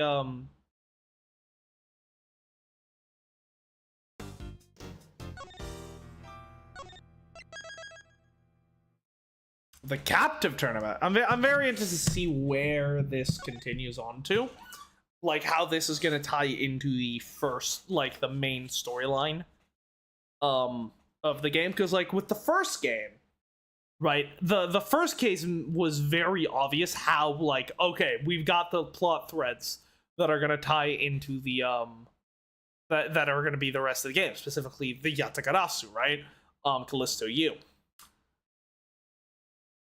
I'm not really sure where this is gonna go, unless it's literally gonna be a Shelly the Killer focused game where we're trying to stop him or something. I don't know, because that's like the big thing that's sort of been left unanswered, right? So yeah, that case definitely stumbled a bit at the start. That's a bit of an understatement, I would say. The fucking red birthmark, holy shit. I'm actually astonished. That might actually be like the first like third of this case, I don't want to say half because after that the second third was like when we did the tabby raincoat thing, which was really cool. I would say, yeah, about the third half of the first third of the case is probably the worst thing I have seen out of an Ace Attorney game, period. Like, it's not even close. Not even my other least favorite case, Recipe for Turnabout, comes even close to being as bad as the first half of this case was. And then, like, on a fucking dime, it just switches around to being a really good fucking case. I mean, I think Knight being the killer was basically obvious as soon as you see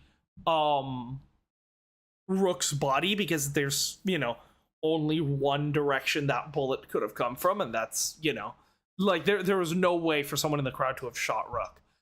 Based on the trajectory of that bullet, but still, the actual methodology of stuff I thought was really, really well done. So the case probably lands somewhere in middling territory, I would say. Certainly one of the better first cases. Definitely not. It's still not you know, what the fuck is it called? Turnabout Trump. It's no Turnabout Trump, which still remains the best first case in the series. But it's I think this is definitely one of the better first cases, even if it takes a little bit of time to actually find its footing. All right, as we always do, let's watch the intro of the next case so we get a little sort of a preview. And then we will end the stream there. So let's check this out. The Captain Turnabout. Ooh, and we get yeah, now we get art. Nice. This is nice. They actually fucking chain. They didn't do the thing with fucking the big. There's a certain thing with like the Apollo Justice trilogy having all the art available to you from the start, meaning that you could see like fucking you essentially had spoilers right there. Like, I saw Edgeworth on the Turnabout for Tomorrow like image before he showed up, so I knew he was coming. So I kind of wish that wasn't there, but yeah. The Captive Turnabout. Okay, I see some kind of prison cell. That makes sense with the name, and that doesn't look like a character that we've yet to meet. So let's check out the intro cutscene, and then we'll end there.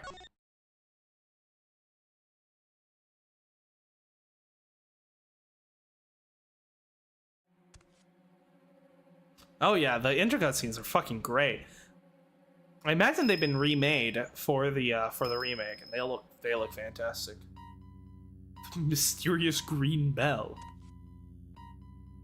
Some kind of prison? Whoops-a-daisy.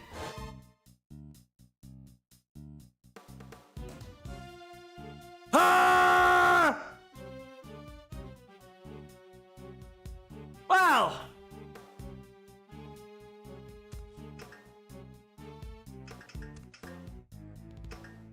It's the fucking lights. Well, you know, it's so much for...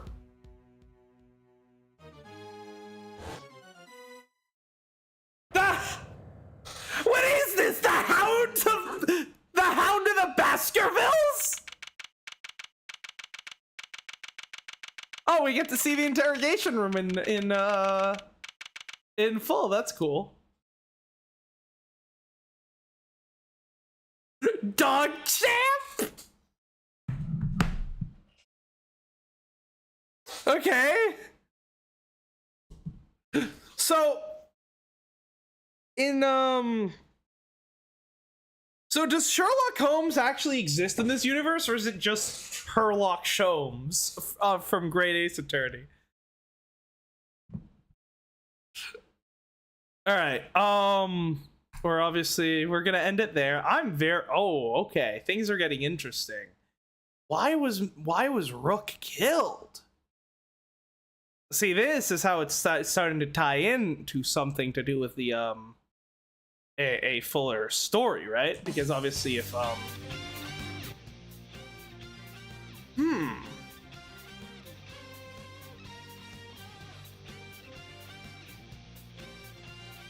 Rook. I mean, sorry, Rook was killed because Knight's a little bitch. Why was Knight killed? I mean, the only thing I can think of is that Shelly got to him because Shelly might have wanted to take revenge for the death of Rook. But even that seems a bit far-fetched to me, you know?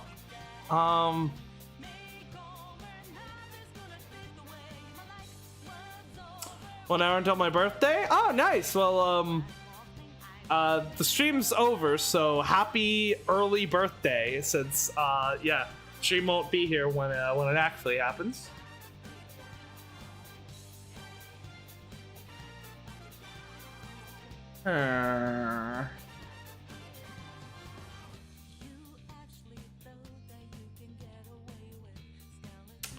Interesting.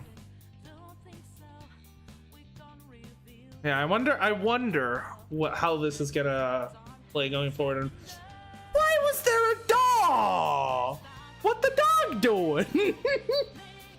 What bizarre act is the canine performing? As Edgeworth would say it. All right, we're gonna leave this off here for today. When will we come back? That's a good question. Yeah, streaming is just hard to find time. So it'll probably be a couple of weeks. Ooh, Seb is nigh apparently. I'm excited. I've heard really nice. I've heard a lot of good stuff about Sebastian / Eustace, so I'm excited to meet him.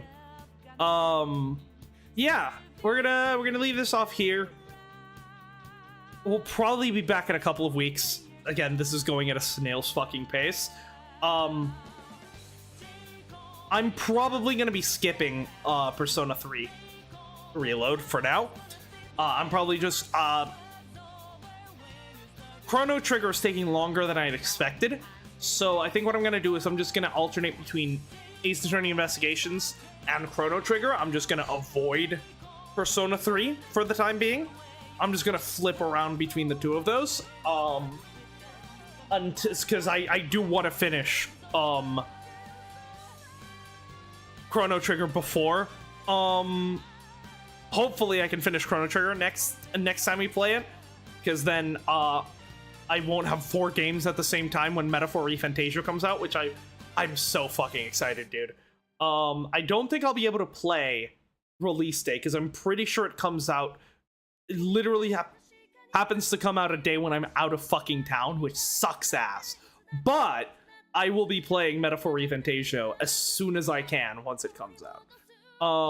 Yeah, so I think we'll be, yeah. Persona 3 will be on break until we can finish, Chrono Trigger. Because I need to finish Chrono Trigger. That needs to happen. So, yeah, that being said, we're gonna leave this off here. Next, again, I'm trying to at least do 1 stream per week. I will try to do more if I can, but there's no way for me to guarantee that. But I'm sure I can consistently find at least 1 day. So at most, it'll be 2 weeks before the next investigation stream. Hopefully, it'll be less than that. So yeah, that said, I'm going to leave this off here. Thanks for watching. I will see you all next week.